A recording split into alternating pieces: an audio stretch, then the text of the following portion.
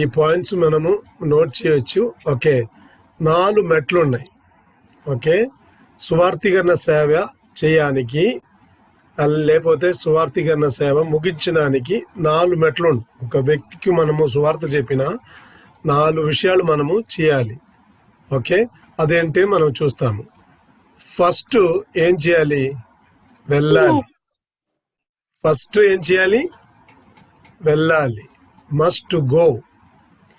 యేసు ప్రభు తన శిష్యులకు మొదటి చెప్పిన మాట ఏంటి? ఎవరికైనా ప్రకటించండి. అది మొదటి చెప్పిన మాట కాదు. యేసు ప్రభు తన శిష్యులకు ఫస్ట్ చెప్పిన మాట ఏంటి తెలుసా? రండి,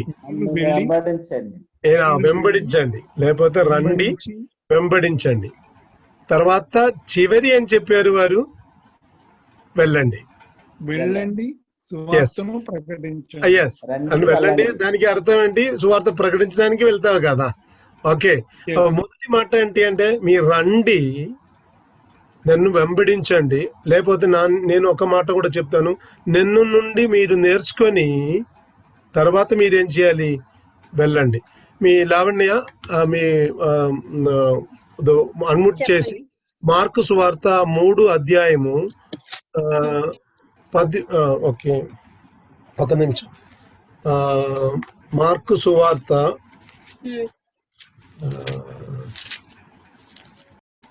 13 నుండి 15 వరకు చదవండి. ఆయన కొండెక్కి ఫస్ట్ అంటే ఏం చెప్పారు యేసు ప్రభు?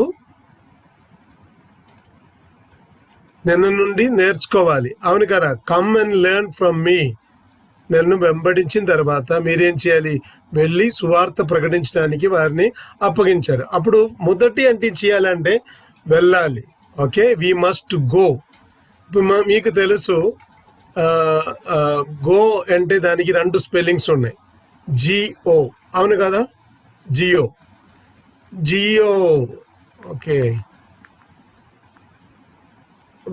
ఈ జియో పదం మీ విన్నప్పుడు ఏం గుర్తొస్తుంది మీకు? ఏదైనా గుర్తొస్తుందా? జియో అంటే ఏంటి? ఏదైనా మాటలు జియో అంటే మీకు ఏదైనా గుర్తొస్తుందా లేదా? ఆ స్పెల్లింగ్ విన్నప్పుడు మొదటి 2 అక్షరాలు. ఓకే, గాస్పెల్ లో మొదటి 2 అక్షరాలు. Very good. గాడ్ లో మొదటి 2 అక్షరాలు. గాడ్ లో మొదటి 2 అక్షరాలు. ఓకే, వెరీ గుడ్, చాలా సంతోషం. ఇంకా గుడ్ లో కూడా మొదటి 2 అక్షరాలు. ఓకే, గుడ్లు కూడా మొదటి 2 అక్షరాలు. జియో. ఓకే, పర్లేదు, మీరు చెప్పినది అన్ని కరెక్టే. కానీ జియో అంటే మనకు తెలుసు, మన గవర్నమెంట్ ఆఫీస్కి వెళ్ళినా ఏదైనా చెయ్యాలంటే గవర్నమెంట్ ఆర్డర్, అవును కదా? జియో అంటే ఏంటి? Government order. ఇది గవర్నమెంట్ ఆర్డర్ కాదు, మనకి ఏమంది? The God's order. జియో అంటే ఏంటి? గాడ్స్ ఆర్డర్, దేవుని ఆజ్ఞ. ఇది జియో అంటే. గో. యేసు ప్రభు తన శిష్యులతో చెప్పిన చివరి మాట అదే. చివరి అంటే ఆ సమయంలో వారు వెళ్ళడానికి ముందు చెప్పిన మాట ఏంటి తెలుసా? మీరు వెళ్ళండి. ఇప్పుడు ఒక క్వశ్చన్ మన దగ్గర ఉండొచ్చు. ఏ క్వశ్చన్ తెలుసా? ఎక్కడికి వెళ్ళాలి? ఇది చాలా మందికి ఒక కన్ఫ్యూజన్ ఉండొచ్చు, అవును కదా? వెళ్తాము మనము, ఎక్కడికి వెళ్ళాలి?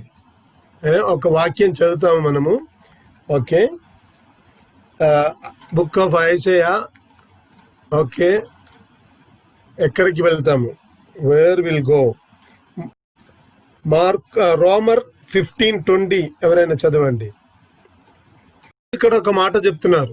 ఏంటంటే తెలుసా? నా ఆత్మ భారం, లేకపోతే నాకున్న దర్శనం ఏంటి తెలుసా? నా మాటలు చెప్తాను. నాకున్న ఆత్మ భారం ఏంటి తెలుసా? ఎక్కడ సువార్త అందలేదో ఆ ఊరుకు వెళ్ళి అక్కడ సువార్త ప్రకటించాలి. మీకు నాకున్న ఆశ ఏంటి తెలుసా? ఎక్కడ సువార్త అందిందో అక్కడ వెళ్ళి సువార్త ప్రకటించాలి. అది చాలా తప్పు. అది ఒకవేళ ఇక్కడ స్థలం రాశారు, ఎక్కడ సువార్త అందలేదో ఆ స్థలంలోకి వెళ్ళి సువార్త ప్రకటించాలి. ఒక వ్యక్తి ఉండొచ్చు, సువార్త ఇంతవరకు చాలా మంది వినలేదు. నాకు తెలుసు, ఇప్పుడు ఆంధ్రప్రదేశ్లో అయితే కొన్ని డిస్ట్రిక్ట్స్లు కొన్ని స్థలం ఉండొచ్చు, సంఘం లేని లేకపోతే సువార్థికుడు లేని స్థలం ఉండొచ్చు, అక్కడికి చాలా మంది వెళ్ళట్లేదు. కానీ నార్త్ ఇండియాలో నేను సేవ చేసిన సమయంలో యేసు అంటే చాలా మందికి అస్సలు తెలియదు. ఇప్పుడు కూడా చాలా మంది అలాగుంది. యేసు ప్రభు అంటే వారికి చాలా మంది ఇంతవరకు వినలేదు. మీకు తెలుసా అది? ఒక వ్యక్తి లాస్ట్ ఇయర్ జనవరిలో దిస్ ఇయర్ జనవరిలో బీహార్ పాట్నాకు వెళ్ళి అక్కడ 3 స్టార్ హోటల్లో ఆయన నివసించడానికి దేవుడు సహాయం చేశారు. వారు కేరళ వారే, హిందీ తెలుసు వారికి. అప్పుడు రూమ్ తీసుకొని అక్కడికి బ్రేక్ఫాస్ట్ ఆర్డర్ చేశారు. బ్రేక్ఫాస్ట్ ఆర్డర్ చేసిన తర్వాత బ్రేక్ఫాస్ట్ తీసుకున్న అబ్బాయి బీహారీ, ఆయనతో మాట్లాడారు. ఆయన హిందీలో మాట్లాడినప్పుడు ఆయన అడిగారు, యేసు ప్రభు కా బారే జానతే హే, యేసు ప్రభుని గురించి మీకు తెలుసా అని అడిగాను.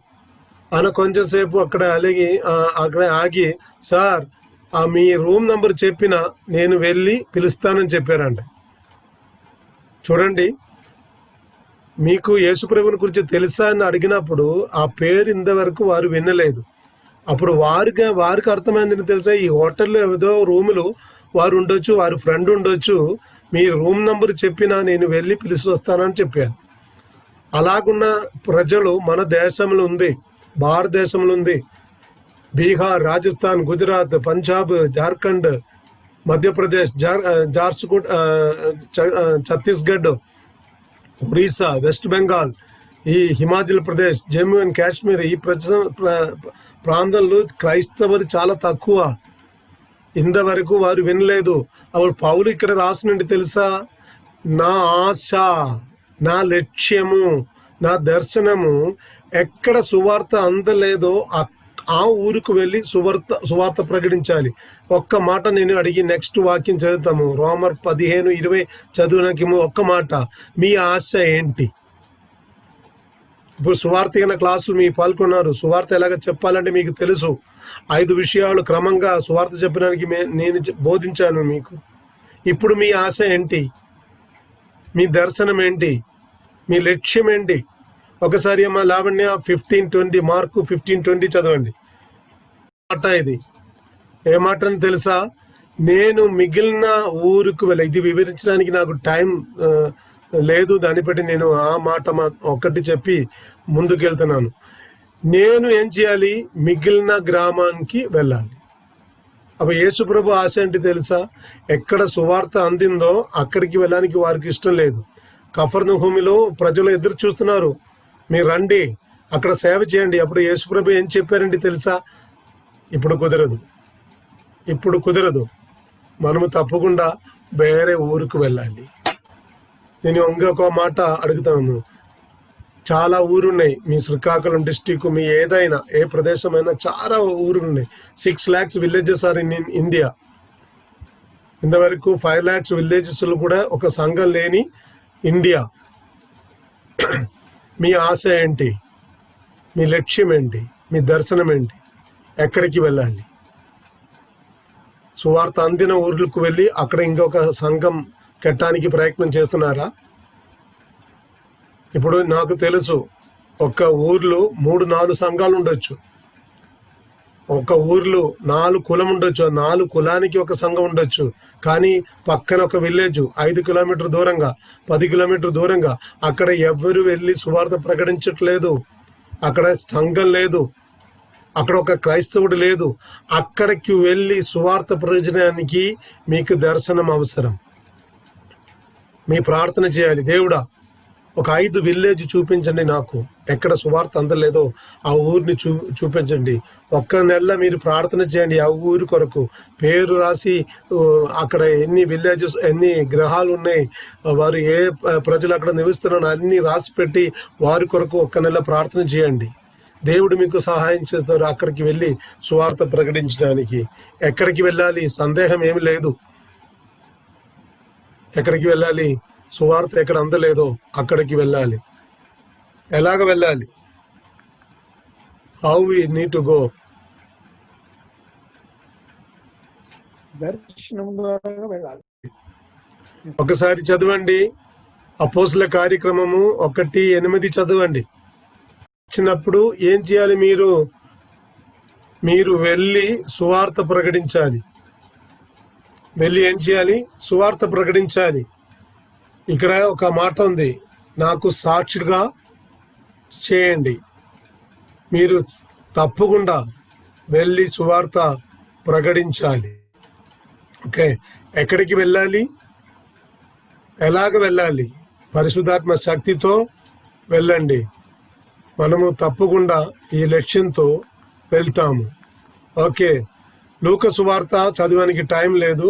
14 అధ్యాయము 15 నుండి 24 వరకు ఒక ఉపమా, ఒక ఎగ్జాంపుల్ యేసుప్రభు చెప్పారు. ఒక పెద్ద మనుషుడు ఒక విందు ఏర్పాటు చేశారు. విందు అంటే అది ఇంగ్లీష్లో బ్యాంక్యూట్. చాలా curry, chicken curry, chicken 65, chicken mix అన్నీ వారు తయారు చేశారు. చాలా మందిని పిలిచారు, కానీ చాలా మంది రావట్లేదు. మ్యాక్సిమం 4 ఎంచైనా సహాలు చెప్పారు. కుదరదు, ఈరోజు నాకు ఆ పని ఉంది, ఈ పని ఉంది. మీరు టైం ఉన్నప్పుడు ఆ భాగం చదవండి. అప్పుడు లూకా సువార్త 14:18 ఒకసారి చదువమ్మా. లూకా సువార్త 14 ఒకసారి ఎక్స్క్యూజ్ చెప్పారు వాళ్ళు. ఏంటి అని తెలుసా? నేను ఒక స్థలం కొన్నాను, అది వెళ్ళి చూడాలి. చాలా మందికి సువార్తీకరణకి పిలుపు ఉన్నప్పుడు వారికి ఇబ్బంది అంటే తెలుసా? వారికి ఉన్న వ్యవసాయం, అగ్రికల్చర్ ప్రాబ్లం. నాకు నా తండ్రికి చాలా స్థలం ఉంది, వ్యవసాయం చాలా ఎక్కువ ఉంది, దాన్ని బట్టి నేను రావడానికి కుదరదు. ఒక మాట చెప్తాను నేను, చాలా మంది నరకానికి వెళ్ళినప్పుడు మీరు వెళ్ళి వ్యవసాయం చేస్తే దేవుని సన్నిధిలో నేను అందరూ లెక్క పెట్టాలి. చేయకూడదని చెప్పిన నేను చేయొచ్చు, కానీ అది ఒక సాగులు చెప్పకూడదు. Don't say an excuse. నాకు స్థలం ఉంది, ఆ స్థలములు పని చేయాలి, కుదరదు.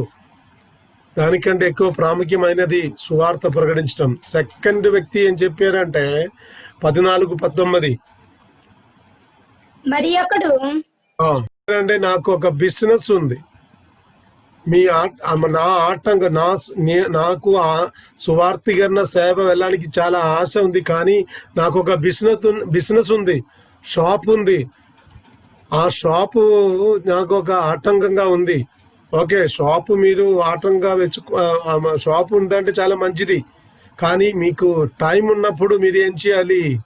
సువార్తీకరణ సేవకు వెళ్ళాలి. మూడవది ఆయన ఒక సాగులు చెప్పారు. ఏంటి?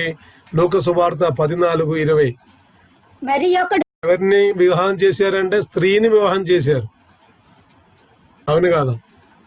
అంటే ఇక్కడ ఇబ్బంది ఏంటి తెలుసా? తన కుటుంబం, ఫ్యామిలీ యొక్క ఇబ్బంది.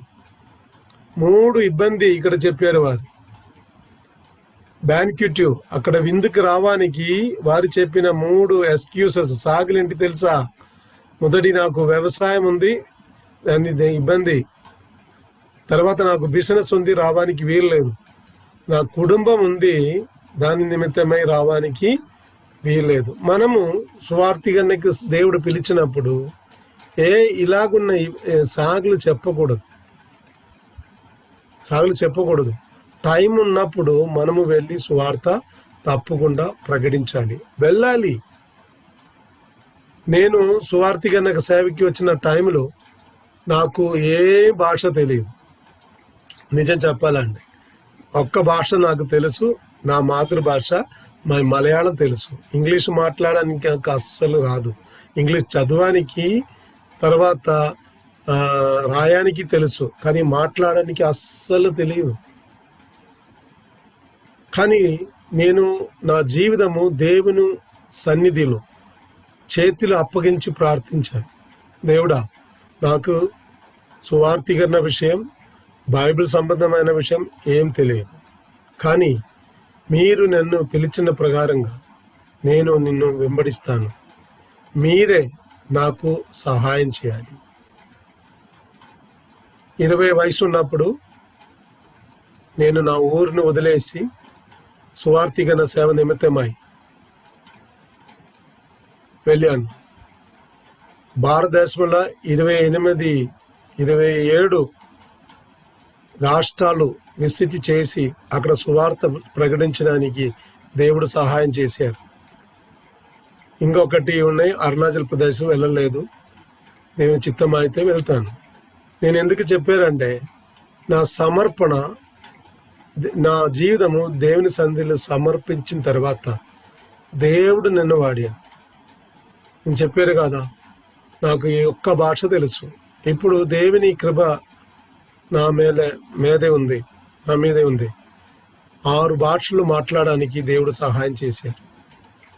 మీరు సమర్పణ చేస్తే వెళితే తప్పకుండా దేవుడు మీకు సహాయం చేస్తారు, దానికి సందేహం ఏమి లేదు. కానీ సాగులు చెప్పకూడదు. చాలామంది చాలా సాగులు చెప్తుండొచ్చు, కానీ యేసుప్రభు ఏం చెప్పారంటే తెలుసా? లూకా సువార్త 14:21 అక్కడ సాగులు చెప్పిన వరకు యేసుప్రభు చెప్పిన ఒక మాట ఉంది. ఏం చేయాలి? ఓకే, లూకా సువార్త ఈ స్లైడ్ చదివినా చాలు. లావణ్య, మీకు స్లైడ్ చూడొచ్చా? ప్రభు ఏం చెప్పారంటే, త్వరగా వెళ్ళు, మీరు సాగులు చెప్పకూడదు. సెకండ్ లూకా సువార్త 14:23 వైపు వెళ్ళము. ఎస్, దారికి వెళ్ళండి. ప్రజలు అన్ని చోట్ల ఉంది, మీరు వెళ్ళండి. 3వది యేసుప్రభు చెప్పిన మాట ఏంటి తెలుసా? మార్కు సువార్త 16:15 చదువు. మార్కు సువార్త 16:15 అండి. 4వది ఏం చెప్పారంటే, మత్తయి సువార్త 28:19 మీరు వెళ్ళి అందరినీ శిష్యులుగా తయారు చేయండి. Make disciples. అప్పుడు మనం ఏం చేయాలి? ఇది చేయాలంటే మనం వెళ్ళాలి. చాలా మందికి వెళ్ళడానికి ఇష్టం లేదు. వారేం చెప్తున్నారు? నా దగ్గరికి రండి, నా సంఘం ఇక్కడే, నా ఇల్లు ఇక్కడే, మీ సువార్త వినాలంటే నా దగ్గరికి రండి. అది కాదు, ఆ టైం అయిపోయింది. ఇప్పుడు రండి కాదు, మీరు వెళ్ళు. ఎక్కడ సువార్త అందలేదో ఆ ఊరుకు వెళ్ళండి, పర్మిషన్ అడగండి. ఒకవేళ పర్మిషన్ అవసరం అయితే, లేకపోతే ఇంటింటికి వెళ్ళి సువార్త ప్రకటించండి, వ్యక్తిగతంగా వెళ్ళి సువార్త ప్రకటించండి, వీధి సువార్త చేయండి, ఓపెన్ మీటింగ్ చేయండి, తొందరగా వెళ్ళండి. కానీ మన జీవితంలో యేసు ప్రభు ఈ భూలోకం నుండి తను పరలోకం వెళ్ళడానికి ముందు 5 సారి ఆయన ప్రపంచమంతా వెళ్ళి సువార్త ప్రకటించడానికి మనకు ఒక ఆజ్ఞ ఇచ్చారు. ఒకసారి చదవండి, మత్తయి సువార్త 28:19. ఇక్కడ యేసు ప్రభు ఒక ఆజ్ఞ ఇచ్చారు. ఎవరికి? మన శిష్యులకు. ఆజ్ఞ అంటే తెలుసు, వెళ్ళండి. అది ఫస్ట్ ఆజ్ఞ, వెళ్ళండి. కానీ దానితో వారు ఒక్క మాట, ఒక్క వాగ్దానం ఇచ్చారు. ఏం వాగ్దానం అంటే, మీ భయపడిన అవసరం లేదు, నేను సదాకాలము మీతో ఉండను. I will be with you always. అప్పుడు జీసస్ క్రైస్ట్, యేసు ప్రభు కమాండ్మెంట్స్ ఒకటి ఇవ్వన ప్రభు కాదు. గో చెప్పిన మీతో నేను కూడా వస్తాను. మనం భయపడిన అవసరం లేదు. ఎందుకు భయపడాలి? యేసు ప్రభు మనతో ఉన్నప్పుడు మనం భయపడిన అవసరం లేదు. యేసు ప్రభు ఏం చెప్పి, మీ వెళ్ళండి, నేను కూడా వస్తాను మీతో. అప్పుడు యేసు ప్రభు 5 సారి ఈ విషయం చెప్పారు తన శిష్యులకు. ఓకే, కానీ చాలా మంది సాగులు చెప్తున్నారు. 7 మినిమం 7. ఒకసారి చదవండి, సువార్తీకరణ స్లైడ్ చదవండి. ఓకే, సువార్థీకరణ విషయంలో మనం చెప్పిన 7 సాగులు. ఓకే, ఇది నేను మీకు ఎందుకు చెప్తున్నాను, హెచ్చరిక ఇస్తున్నావు. It's a warning. ఫస్ట్ ఏంటి, మనం చెప్పిన ఒక మాట ఏంటిది, ఫస్ట్ సాకులు ఏంటి, చదువమ్మా. నాకు నాకు పరిచర్య ఇది అందరు చెప్పిన ఒక సాకులు. అది నాకు పరిచర్య కొరకు ఏమి లేదు, పిలుపు లేదు. నిజం చెప్పాలంటే సువార్థీకరణ సేవకు మీకు పిలుపు అవసరం లేదు. చాలా మంది ఒకవేళ ఒక సందేహపడి ఉండొచ్చు, పర్లేదు. సువార్థీకరణ సేవకు మీకు పిలుపు అవసరం లేదు. ఎప్పుడు పిలుపు వచ్చిందంటే మీ రక్షణ పొందిన యేసు ప్రభుని మీ సొంత రక్షణగా అంగీకరించిన ఆ రోజు ఆ పిలుపు మీకు దొరికింది. నేను ఒక వాక్యం చెప్తాను. ఓకే, 2 తిమోతి 1 అధ్యాయము 9 వాక్యం చదవండి. 2 తిమోతి నెక్స్ట్ పదం, మనల్ని రక్షించి పరిశుద్ధమైన పిలుపుతో. ఓకే, అప్పుడు ఎప్పుడు పిలిచారంటే మీరు రక్షించిన రోజు పరిశుద్ధ పిలుపు మీకు దొరికింది. చాలు, చదువు అవసరం లేదు. అర్థమైంది కాదా? ఇప్పుడు సువార్థీకరణ విషయములు మీరు ఏం చేయకూడదు, పిలుపు లేదని సాగులు చెప్పకూడదు ఈ రోజు నుండి. ఇప్పుడు ఈ డివైస్లో ఎంతమంది ఉన్నా నాకు తెలియదు, ఒకవేళ 50కు తక్కువ, 50 దగ్గర ఉండొచ్చు. ఓకే, ఈ 50 మందిలో విన్న అందరికీ నేను ఒక హెచ్చరిక చెప్తున్నాను. ఈ రోజు నుండి మీరు పిలుపు కొరకు ఎదురు చూసిన అవసరం లేదు, వేచి ఉండకూడదు. దేవుడు నేను పిలిస్తే నేను వెళ్తాను కాదు, మీ రక్షించిన రోజు దేవుడు నిన్ను పిలిచాడు. ఓకే, పిలుపు అవసరం. ఎప్పుడు పిలుపు తప్పకుండా అవసరం. ఆ పిలుపు మీకు దొరికిన రోజు మీ రక్షణ పొందిన రోజే. దాన్ని బట్టి ఏదైనా సందేహం ఉందంటే తర్వాత నేను మాట్లాడతాను.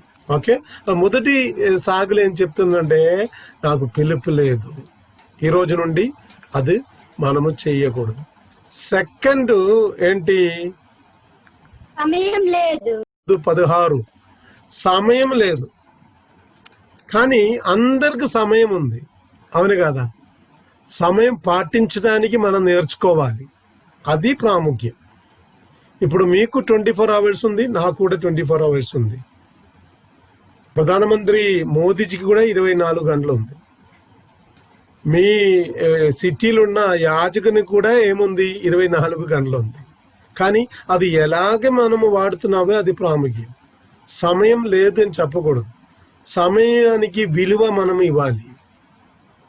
ఒకవేళ మనము ఒక్క వ్యక్తికి సువార్త చెప్పడానికి టైం దొరికిన సమయం మనము సువార్త చెప్పలేకపోతే ఆ వ్యక్తి ఒకవేళ నెక్స్ట్ టైం మనం చూడడానికి వీల్లేదు. మనకు ఆయన చనిపోయి ఉండొచ్చు, హీ మే బీ డైడ్.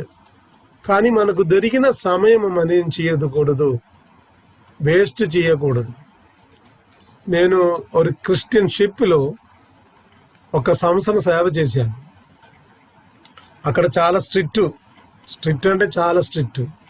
9 గంటలకు నా డ్యూటీకి హాజరవ్వాలి. 9:01 అయితే 1 అవర్ ఎక్స్ట్రా డ్యూటీ చేయాలి. 9:02 అయితే 2 మినిట్ అయితే 2 మినిట్ లేట్ వెళ్ళినా 2 అవర్స్ చేయాలి. 3 minute late 3 hours, 4 minute late 4 hours, 5 minute late అయినా 8 గంటలు పని చేయాలి. అంత స్ట్రిక్ట్ అది. దాన్ని బట్టి చాలా రోజు బ్రేక్ఫాస్ట్ కూడా మానేసి పరిగెత్తి వెళ్ళాను నేను. ఎందుకంటే ఎక్స్ట్రా డ్యూటీ చేయకూడదు, టైం పాటించడానికి నేర్చుకోవాలి. ఇప్పుడు తెలుసు, ఎఫ్రెం గారు నిన్నే చెప్పారు, పాస్టర్ గారు 7కు ముందే వస్తున్నారు అని చెప్పారు. నాకు అది అలవాటు అయిపోయింది. నేను లేట్గా ఎక్కడికి కూడా వెళ్ళను. అంటే ఇప్పుడు నేను ట్రైన్ ఎక్కిన తర్వాత ట్రైన్ లేట్ అయితే నా చేతులు లేదు అది. ప్లేన్ ఎక్కిన టైంలో ప్లేన్ లేట్ అయితే నా చేతులు లేదు అది. కానీ నా డ్రైవింగ్ అయితే నేను వండి నడిపించి వెళ్తేనే నేను టైంకి వెళ్తాను. నాకు ఏ సంఘానికి ప్రసంగానికి పిలిచినప్పుడు చాలా మంది పాస్టర్స్ మీరు రండి, ఒక 10:30కి రండి. అప్పుడు నేను అడుగుతాను, మీ ఆరాధన ఎన్ని గంటలకు? 10 గంటలకు. నేను 10 గంటలకి వస్తాను పాస్టర్ గారు, అవసరం లేకపోయినా. కాదు 10:30కి అప్పుడే ప్రెజర్ వస్తుంది. అప్పుడు నాకు తెలుసు 10 గంట ఒక మాట, 10:30కి 10:30కే వారు వస్తారంట విశ్వాసులు. అది చాలా మోసం. ఇక్కడ చాలా మంది పాస్టర్స్ నేను విన్నుండొచ్చు. Some of the pastors are listening to me. మీరు సంఘములు ప్రకటన చేయన టైంలో నెక్స్ట్ ఆదివారం మనకు ఆరాధన 10 గంటలకు మీరు అనౌన్స్ చేస్తారు, అవును కదా? మీరు ఎన్ని గంటలకు వెళ్తారు అక్కడికి? మీరు 1 అవర్ లేట్గా వెళ్తుంది. దాని నిమిత్తం మరి ఏం చేయాలి? మీరే మీ భార్యని పిల్లలకి 10 గంటలకి పంపించి అక్కడికి చెప్తారు, మీరు వెళ్ళి పాటు ప్రారంభించని, నేను తర్వాత వస్తాను. చాలా తప్పది. మీరు 10 గంటల చెప్పినా 10 గంటలకే ఉండాలి. చెప్పిన మాటలకి మీరేం చేయాలి? నిలబడాలి. అది ఒక క్రైస్తవ పాస్టర్స్ మంచి స్వభావం. నేను 36 సంవత్సరం ముందు ఇది పాటించడానికి దేవుడు నాకు సహాయం చేశారు. నాకు ఛాలెంజ్ చేస్తాను, నేను ఎక్కడికైనా మీటింగ్కు 1 నిమిషం లేటుగా వెళ్ళని అసలు లేదు. అంటే ట్రైన్ ప్లేను అలాగైతే ట్రాఫిక్ జామ్ అయితే నా చేతి లేదు కాబట్టి నేను ఎక్కడికి పిలిచినా టైంకి వెళ్తుంది. మీ మీటింగ్ 8 గంటలకి అయితే నేను 7:55 లోపలే వస్తుంది. ఈరోజు మీరు మండే, ట్యూస్డే, వెన్స్డే 3 రోజులు చూశారు కదా. కరెక్ట్ 7 o'clock మన క్లాసు ప్రారంభిస్తుంది, 9 o'clock ముగిస్తాను నేను. చాలామంది పాస్టర్స్కు టైం పాలించడానికి తెలియదు. సువార్థికన సేవలు మీరు ఏం సాగులు చెప్పకూడదు, టైం లేదు అని చెప్పకూడదు. Time is slow when you are waiting. Okay, time is fast when you are late. సమయం పాటించడానికి మనం నేర్చుకోవాలి. ఓకే, 3వది సాగులు ఏంటి తెలుసా? చదువమ్మా. 3వది సాగులు ఏం చెప్తానంటే, ఓకే పలానా విలేజ్కి నాకు వెళ్ళడానికి ఆశ ఉంది, కానీ ఆ విలేజ్ గురించి నా దగ్గర ఏం సమాచారం లేదు. సమాచారం లేని ఒకవేళ మీకు ఆ విషయ అదే ఇన్ఫర్మేషన్ మీ దగ్గర లేదు ఉండొచ్చు, కానీ మీ వెళ్ళాలి. దేవుడు అబ్రహాముని పిలిచినప్పుడు అబ్రహాముకు రూట్ మ్యాప్ ఇవ్వలేదు. ఓకే, దారి చెప్పలేదు. ఏం చెప్పారంటే, మీరు రండి, వెళ్ళండి. ఓకే, ఎక్కడికి వెళ్తాము నాకు తెలియదు, మీరు వెళ్ళండి. అబ్రహాము ఇంటికి వచ్చి సారాకి చెప్పారు, దేవుడు పిలిచారు, మనం వెళ్తున్నాను, మన ఊరు వదిలేయాలి, వెళ్ళాలి. వారు బయలుదేరారు. ఓకే, హీబ్రూ 11:8 చదవండి అమ్మా. హీబ్రూ 11:8. ఓకే, అబ్రహాం ఎలాగ బయలుదేరానంటే సమాచారం తిరగలేదు, కానీ విశ్వాసంతో బయలుదేరారు. సువార్థికానికి మీరు సాగులు చెప్పకూడదు, విశ్వాసంతో బయలుదేరాలి. ఓకే, నెక్స్ట్ చదువమ్మా. ఎక్కడికి వెళ్ళనంటే వారికి అస్సలు తెలియదు. ఈ రోజు అయితే మీకు మీ ఫోన్లో ఏముంది? గూగుల్ మ్యాప్ ఉంది. ఆ లొకేషన్ మీరు టైప్ చేసినా చాలు, మీరు డ్రైవింగ్ చేసి ఈజీగా వెళ్ళొచ్చు. ఒక లేడీ చెప్పిన left, right, straight, right, left, turn, you turn అన్నీ చెప్పేసి మీ ఎక్కడికి వెళ్ళాలి ఆ లొకేషన్కి వెళ్ళడానికి మీకు గూగుల్ మ్యాప్ ఉంది. ఆ రోజు అబ్రహాం దగ్గర గూగుల్ మ్యాప్ లేదు, గాడ్స్ మ్యాప్ ఉంది. గూగుల్ మ్యాప్ లేదు, గాడ్స్ మ్యాప్ ఉంది. ఎక్కడికి వెళ్ళని వారికి అస్సలు తెలియకుండా బయలుదేరి వెళ్ళాను. ఓకే, చదువమ్మా. 9వ వచనం చదవాలండి. సాగులు చెప్పకూడదు, నాకు ఇన్ఫర్మేషన్ లేదు, సమాచారం లేదు, ఎక్కడికి వెళ్ళాలి నాకు తెలియదు. వెళ్ళండి, దేవుడు మీకు సహాయం చేస్తారు. దేవుడు మీకు గైడ్ లైన్ ఇస్తారు. ఓకే, స్ట్రైట్ వెళ్ళు, స్ట్రైట్ వెళ్ళిన తర్వాత రైట్ తీసుకోండి, పర్లేదు. గూగుల్ మ్యాప్ పెట్టని అవసరం లేదు, దేవుడు మ్యాప్ పెట్టండి. ఓకే, 4వది నాకు ఏం లేదు. ఇక్కడ 4 చదువమ్మా. తలాంతులు లేదు నాకు. చాలా మంది ఈ సాగులు చెప్పుండొచ్చు, నాకు తలంతు లేదు, పాడడానికి అస్సలు రాదు సార్, ప్రసంగం చేయడానికి నాకు అస్సలు రాదు సార్. నా దగ్గర ఒక కీబోర్డ్ ఉందంటే మంచిది, కానీ కీబోర్డ్ నా దగ్గర లేదండి. పాట పాడాలని నాకు అసలు తెలియదు. అలాగ తలందు ఏమి లేదు. కానీ మోసేనే దేవుడు పిలిచినప్పుడు మోసే కూడా సాగులు చెప్పారు. ఏ సాగులు చెప్పారంటే మనం చూడబోతున్నాం. మోసే చెప్పిన 4-5 సాగులు మోసే చెప్పారు. ఏ సాగులు అంటే మొదటి ఏం సాగులు చెప్పారంటే ఫరో దగ్గరికి వెళ్ళడానికి నేను ఎవరు.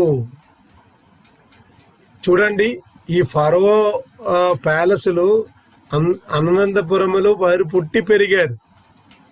ఆ మోసే అడుగుతుంది దేవునికి, నేను ఎవరు ఫరో దగ్గరికి వెళ్ళడానికి, అనంతపురములకు వెళ్ళడానికి నేను ఎవరు అడిగాను.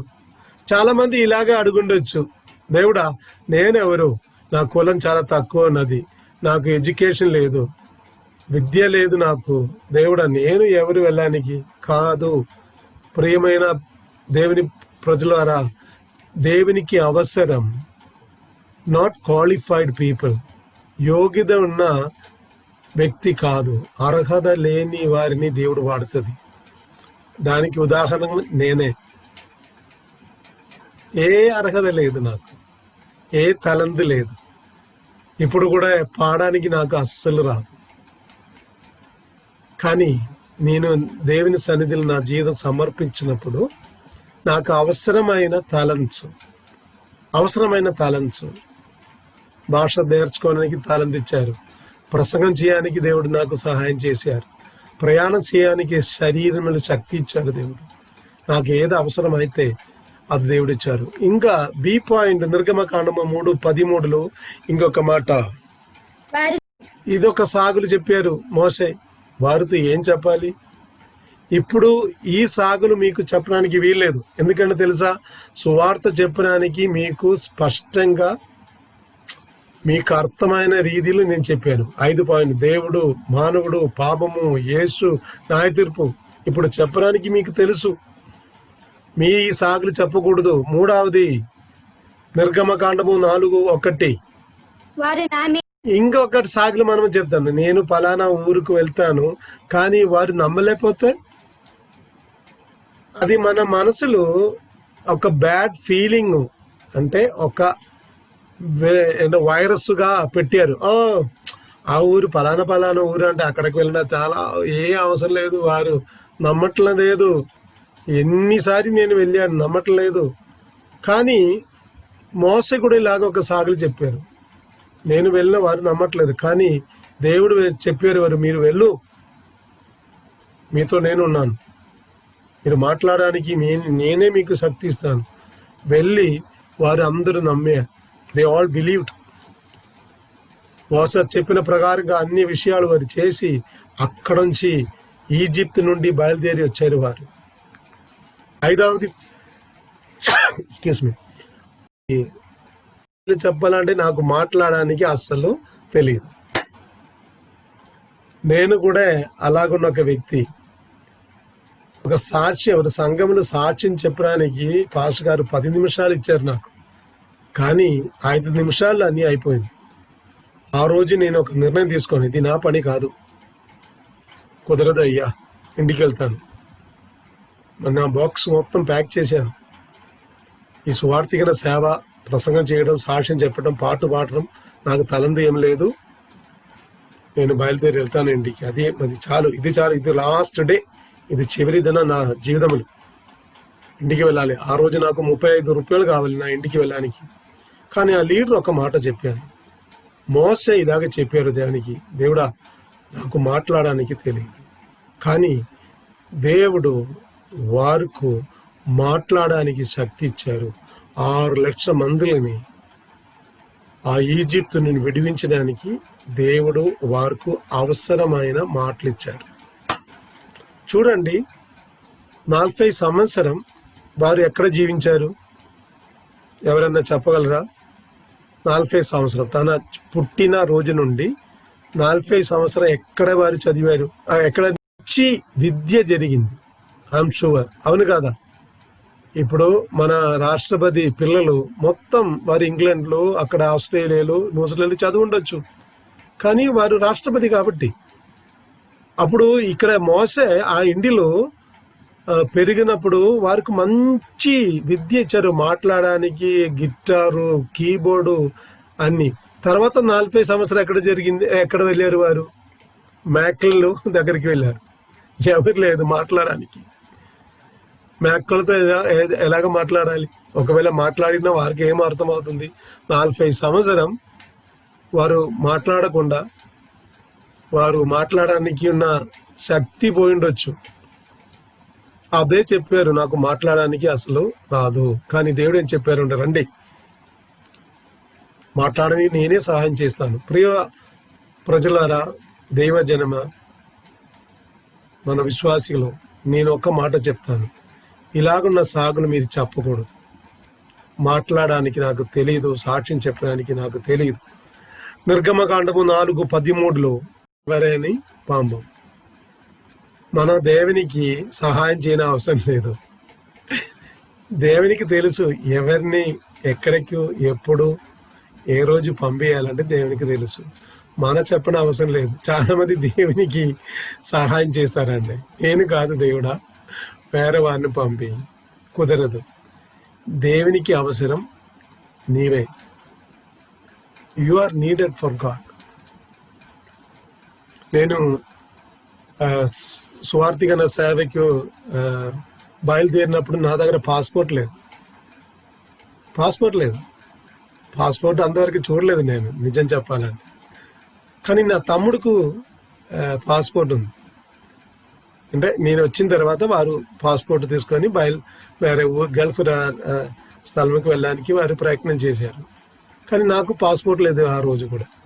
కానీ నా తమ్ముడు ఇంతవరకు ఇండియా నుండి బయట వెళ్ళలేదు. ఎన్ని సంవత్సరం వారు పాస్పోర్ట్ రెన్యూ చేశారు, 4-5 సారి వారు పాస్పోర్ట్ రెన్యూ చేశారు. కానీ ఇంతవరకు ఇండియా భారతదేశం వదిలేసి పక్కనున్న ఒక దేశానికి వారు వెళ్ళలేదు. కానీ దేవుడు నాకు పాస్పోర్ట్ లేకుండా సేవకి పిలిచినప్పుడు వచ్చిన తర్వాత పాస్పోర్ట్ తీసుకొని కొన్ని దేశాలు వెళ్ళడానికి దేవుడు నాకు సహాయం చేశారు. నేను ఎందుకు చెప్తున్నానంటే, మీ మోసలాగా don't make an excuse that I'm not able. నాకు శక్తి లేదు, నాకు బలహీనత ఉంది, మాట్లాడడానికి తెలియదు. దేవుడితో సమర్పణతో బయలుదేరిన తప్పకుండా దేవుడు మీకు సహాయం చేస్తాడు. 5 సాగులు ఏం చెప్పారంటే తెలుసా? అంటే అక్కడ ఉన్న ప్రజలు ఒకవేళ చాలా కఠిన హృదయం ఉన్న వ్యక్తులు ఉండొచ్చు, కానీ మీరు ఏం చేయాలి? మీరు వెళ్ళండి. దేవుడు యేసు ప్రభు తన పిలుపుకు ఒక మాట అడిగాను, మీరు గాసా అరణ్య ప్రదేశానికి వెళ్ళండి. పిలుపు ఒకసారి ఆలోచించుండొచ్చు, ఎందుకు గాసా అరణ్య ప్రదేశం కాదా, ఎందుకు అక్కడికి వెళ్ళాలి? కానీ వారు దేవుడు చెప్పిన మాటకు లోబడి గాసుకి వెళ్ళారు. అక్కడే ఎథియోపియా నుండి వచ్చిన ఒక నగమంసుడుకు సువార్త చెప్పడానికి దేవుడు వారిని వాడి, తర్వాత వారిని బాప్టిజం ఇచ్చి ఫస్ట్ ఫ్లైట్ ఎక్కినది పిలిపే. ఆ తర్వాత ఫ్లైట్ వచ్చింది. ఫస్ట్ ఫ్లైట్ పిలుపు ఎక్కారు. ఏంటి ఆ నభంసుడుకు బాప్టిజం ఇచ్చేసిన తర్వాత దేవుని ఆత్మ వారిని తీసుకుపోయాడు. కనబడలేదు పిలుపుని. తర్వాత చూడండి, ఒకవేళ ఒక ఊరు, మీరు నివసించిన ఏరియాలో ఒక ఊరు చాలా కఠిన స్థలం ఉండొచ్చు, కానీ మనము ఏం చేయాలి? ప్రార్థనతో వెళ్ళాలి. 6వది నాకు చదువమ్మ మీ వెళ్ళాలి. చాలా మంది నేను ఒక ప్రాక్టీస్ చేసి ఇప్పుడు 5 విషయాలు చెప్పారు కదా సువార్త చెప్పడానికి, అది ప్రాక్టీస్ చేసి చాలా అనుభవంతో వెళ్తాను నేను కాదు. అనుభవం లేకుండా వెళ్ళండి. యెరెమీయాను దేవుడు పిలిచినప్పుడు యెరెమీయా చెప్పిన ఒక మాట అండి తెలుసా? నాకు అనుభవం లేదు. దేవుడు ఏం చెప్పారంటే తెలుసా? మీ అనుభవం అది పక్కన పెట్టండి, మీరు వెళ్ళండి. చాలా మంది అనుభవం కొరకు ఎదురు చూస్తున్నారు. అనే ఎక్స్పీరియన్స్ అయిన తర్వాత నేను వెళ్తాను, కుదరదు. దేవునికి ఆశ ఏంటి తెలుసా? మీరు తప్పకుండా ఇప్పుడే వెళ్ళాలి. ఓకే, ఏడవది పాయింట్ వ్యతిరేకత ఉందంటే మీరు తప్పకుండా వెళ్ళొచ్చు. ఇప్పుడు మనకు తెలుసు ప్రతి చోట్లు వ్యతిరేకత ఉంది, అవును కాదా? భారతదేశంలో అంతా వ్యతిరేకత ఉంది, కానీ దేవుడు మీకు సహాయం చేస్తాడు. అలాగున్న ప్రదేశంలో మంచిగా సేవ చేయడానికి దేవుడు మీకు జ్ఞానిస్తుంది. సంఖ్యాకాండము 13 అధ్యాయం అమలు ఒక మోసే ఏం చేశారంటే 12 గోత్రాల నుండి 12 లీడర్స్ని సెలెక్ట్ చేసి కనాన్ దేశం చూడడానికి పంపించినప్పుడు 12లో ఉన్న 10 మంది వచ్చి వారు అయ్యో ఆ ప్రదేశం గురించి చాలా ఘోరంగా చెప్పారు. కుదరదయ్యా, మోసే అక్కడికి మనం వెళ్ళడానికి వీల్లేదు. అక్కడ ఉన్నవారు వేరే మతానికి చెందిన వారు, అది చాలా కష్టం. కానీ కాలేబు యోషు ఏం చెప్పారంటే, ఒకసారి చదువమ్మా, సంఖ్యాకాండము 13:30 ఒక్కసారి చదవచ్చా? అంటే 10 మంది విరోధంగా చెప్పారు. అక్కడ వ్యతిరేకత ఉంది, వెళ్ళడానికి కష్టం, అక్కడ ఉన్న ప్రజలు చాలా శక్తిమంతుడు, చాలా విషయాలు వారు చెప్పారు. కానీ కాలేబు జోషువా చెప్పారు, పర్లేదు. మనం ఈరోజు ఎవరి అవసరం తెలుసా? 10 మంది కాదు, 2 కావాలి. దర్శనం ఉన్న 2 చాలు. కాలేబు కావాలి ఈరోజు యోషువా కావాలి మనకు. మీ సంఘముల నుండి కాలేబు లేవాలి, యోషువా లేవాలి, వారిని పంపించాలి సువార్త నిమిత్తమై. కానీ ఈ 10 మందికి ఏమైంది? 10 మంది వచ్చారు కదా, వారు వంశానికి ఏం జరిగింది? సంఖ్యాకాండము 14:37 చదవమ్మ. అనగా వారిని శిష్యులుగా తయారు చేయాలి. సెకండ్ పాయింట్, వారిని ఏం చేయాలి? శిష్యులుగా తయారు చేయాలి. మీరు వెళ్ళిన తర్వాత సువార్త ప్రకటించాలి. వెళ్ళండి. చర్చిందా? వెళ్ళిన తర్వాత సువార్త ప్రకటించిన తర్వాత కొంతమంది వెరీ ఇంట్రెస్ట్ ఉండొచ్చు. ఒక విలేజ్ అయితే అక్కడ ఒక 3-4 ప్రజలు చాలా ఆసక్తితో మీతో మాట్లాడుండి, అదే ఇది దేవుని వాక్యం మనకు తెలుసు, మీరు మళ్ళీ వచ్చి మనకు బోధించండి. అందువలన వారిని శిష్యులుగా తయారు చేయాలి. యేసు ప్రభు ఈ భూలోకం ఉన్నప్పుడు తన 12 శిష్యులను వారు తయారు చేశారు. 12 డిసైపుల్స్, ఎక్కువ మందిని చేయలేదు. 12 డిసైపుల్, 12 మందిని వారు తయారు చేశారు, శిష్యులుగా చేర్పించారు. ఆ శిష్యులే ఏమైందంటే సువార్త కొరకు వారు హతసాక్షిలుగా మారింది. ఆ 12 మంది హతసాక్షిగా మారింది. ఈరోజు ప్రపంచమంతా క్రైస్తవులు ఉన్నారు.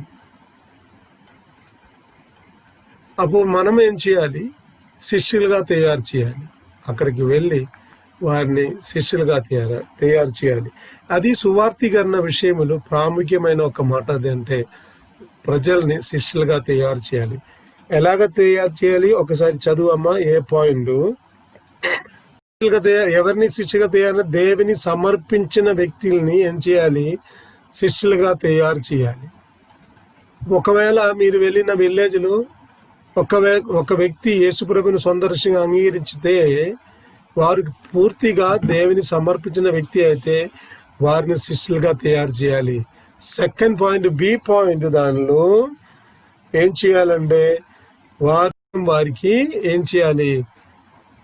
నేర్పించాలి. జీవించడానికి వారిని బోధించాలి. మూడవది ఏం చేయాలి? వారిని యజమానులాగా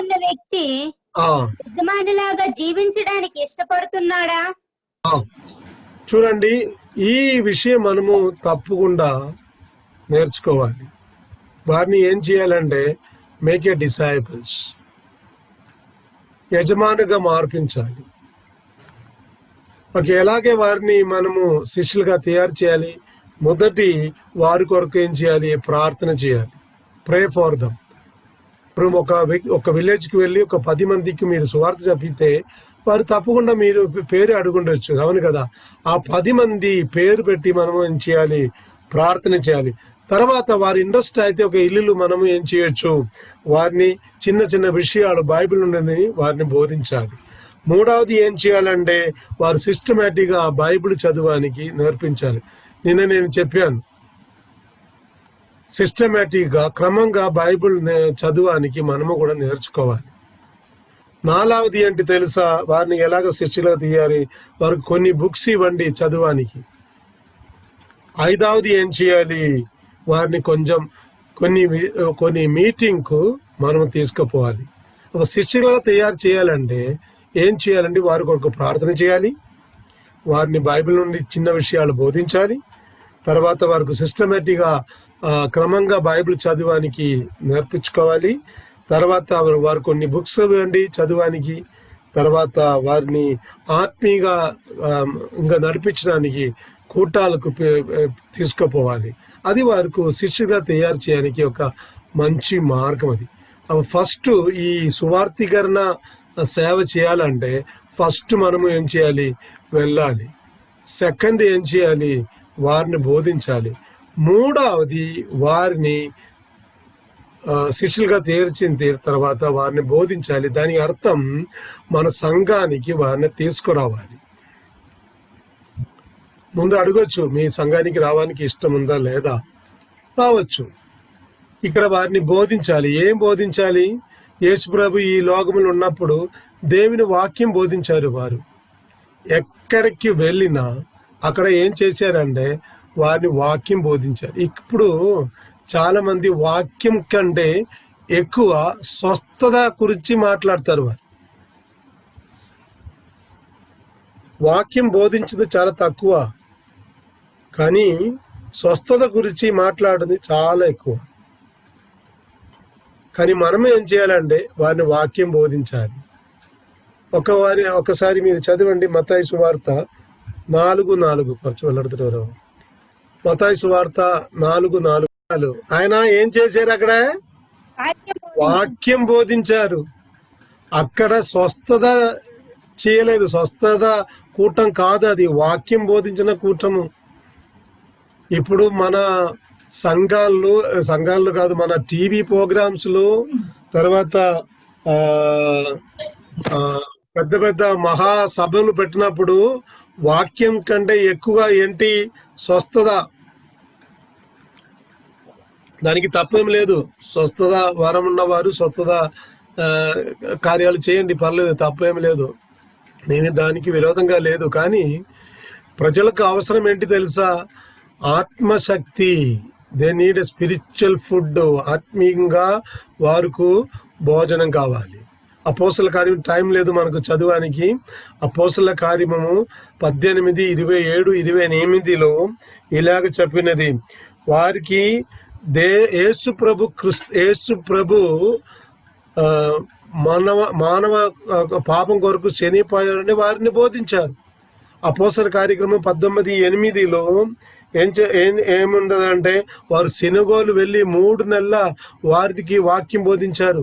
అపోస్తల ప్రవృత్తి 28, అపోస్తల కార్యము 28, 30, 31 2 సంవత్సరం కిరాయికి ఇల్లు తీసుకొని పౌలు ఇక్కడ బోధించారు.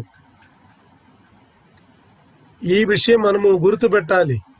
మన సువార్థీకరణ విషయములు మొదటి మనము వెళ్ళాలి, తర్వాత శిష్యులుగా తయారు చేయాలి. మూడవది వారిని ఏం చేయాలి, బోధించాలి. ఇప్పుడు బోధ చాలా తక్కువ.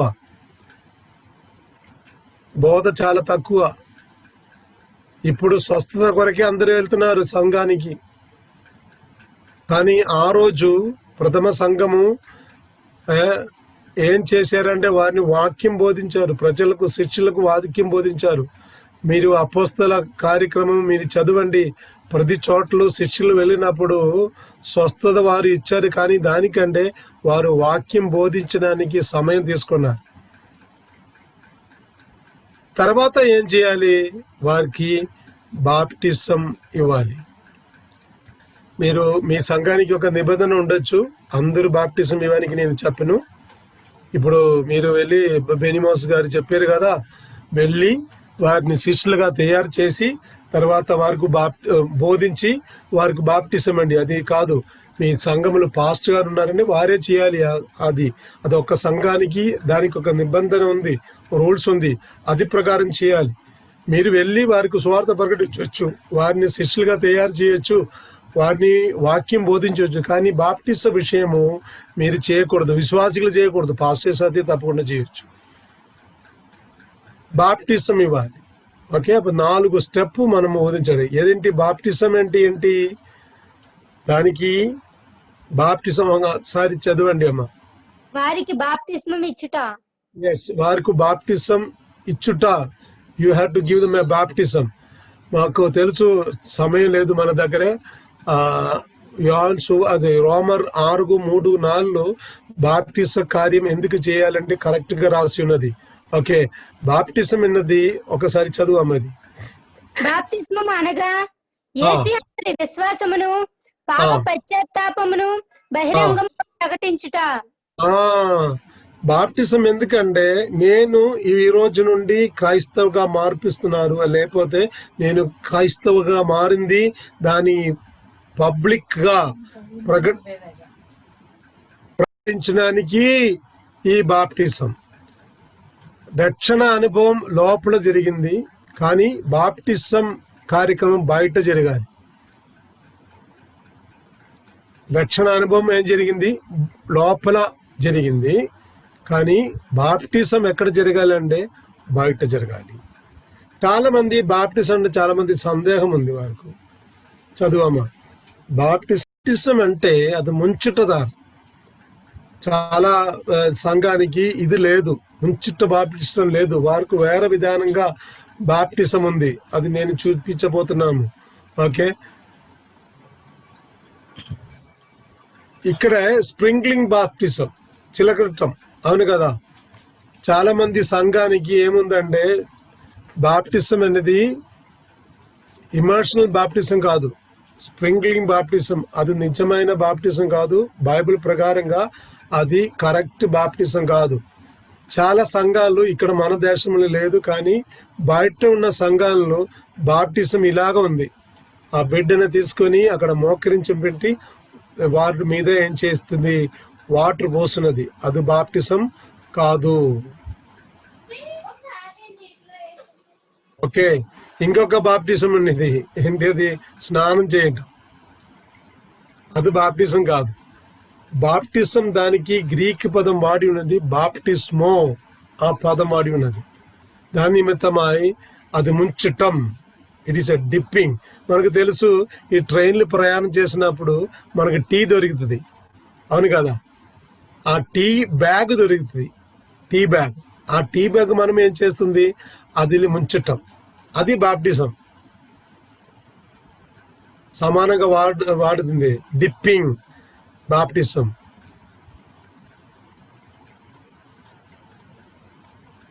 ఒకసారి చదువమ్మా. బాప్టిజం అనగా ఇది. బాప్టిజం అంటే తెలుసా? ఇది దేవుని యొక్క నీతి. మత్తయి సువార్త 3:15. It's Matthew 3:6. చదువు అవసరం లేదు. యేసు ప్రభు దేవునికి ఏం చేయని విజ్ఞాపన చేయటం, అది బాప్టిజం. దేవుని నీతి మన జీవితములు నెరవేరాలి. ఇప్పుడు నేను విన్న ఎవరైనా ఉన్నారంటే బాప్టిజం తీసుకోలేకపోతే మీరు నిర్ణయించుకోవాలి, దేవుని నీతి మీ జీవితములు నెరవేరాలి. మంచి మనస్సాక్షి ఉండాలి మీకు. దాని నిమిత్తమై మనము ఏం చేయాలి? బాప్టిజం తీసుకోవాలి. ఎందుకు బాప్టిజం? చాలా మంది అడుగుతుంది. నేను చిన్నప్పుడు నా తల్లిదండ్రులు నాకు బాప్టిజం ఇచ్చారండి, మళ్ళీ ఎందుకు బాప్టిజం? ఓకే, చూస్తాము మనము. మొదటి పాయింట్ చదువమ్మా. ఇది యేసు ప్రభువు యొక్క ఆజ్ఞ. మత్తయి సువార్త 28:19 ఏం చెప్పారండి?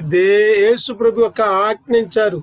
మీరు సర్వలోకముకి వెళ్ళి సర్వశలకు శిష్యులుగా తయారు చేసి పితాపుత్ర పరిశుద్ధాత్మ నామములు వారికి బాప్టిజం ఇవ్వండి. అప్పుడు దేవుడు ఇది చేస్తారా లేదని అడగలేదు, చెయ్యండి. ఆజ్ఞ. ఇది రిక్వెస్ట్ కాదు, విజ్ఞాపన కాదు. It is not request, it is actually A commandment, ఆజ్ఞ ఇది, చెయ్యి. సెకండ్ పాయింట్ ఇక్కడ యేసు ప్రభు ఏం చేశారు? బాప్తిస్మం తీసుకున్నాడు గనుక యేసు ప్రభు మనకు ఒక మాదిరిగా చూపించారు. మత్తయి సువార్త 3:13-15 3:13-17 యేసు ప్రభు మనకు ఒక మాదిరిగా చూపించారు. నాలుగవది ఏంటి? బాప్టిజం ఎండ. ఇది సంఘానికి ఒక పునాది. ఆదికాండము 2:24. సమయం లేకుండా నేను కొంచెం స్పీడ్గా వెళ్తున్నాను. ఓకే, అపోస్తల కార్యక్రమం 2:41. ఇది సంఘానికి ఒక పునాది. బాప్టిజం తప్పకుండా మనము చేయాలి. ఓకే, 4 యేసు యొక్క మరణ పునరుద్ధానములను గుర్తించుట. యేసు ప్రభు మరణ పునరుద్ధానానికి గుర్తించడానికి బాప్టిజం తీసుకోవాలి. 5వ పాయింట్ క్రీస్తుతో జీవించుట, ఆయనలో బాప్తిస్మం పొందుట. క్రీస్తులు జీవించడానికి మనం ఏం చేయాలి? బాప్టిజం తీసుకోవాలి. గెలాతియర్ 3:27 గెలేషియన్స్ 3:27 క్రీస్తులు జీవించడానికి మనం ఏం చేయాలి? బాప్టిజం తీసుకోవాలి. 6వది 2 తిమోతి 2:14 మనమందరము క్రీస్తుతో జీవించుట. క్రీస్తుతో జీవించడానికి మనం ఏం చేయాలి? బాప్టిజం తీసుకోవాలి.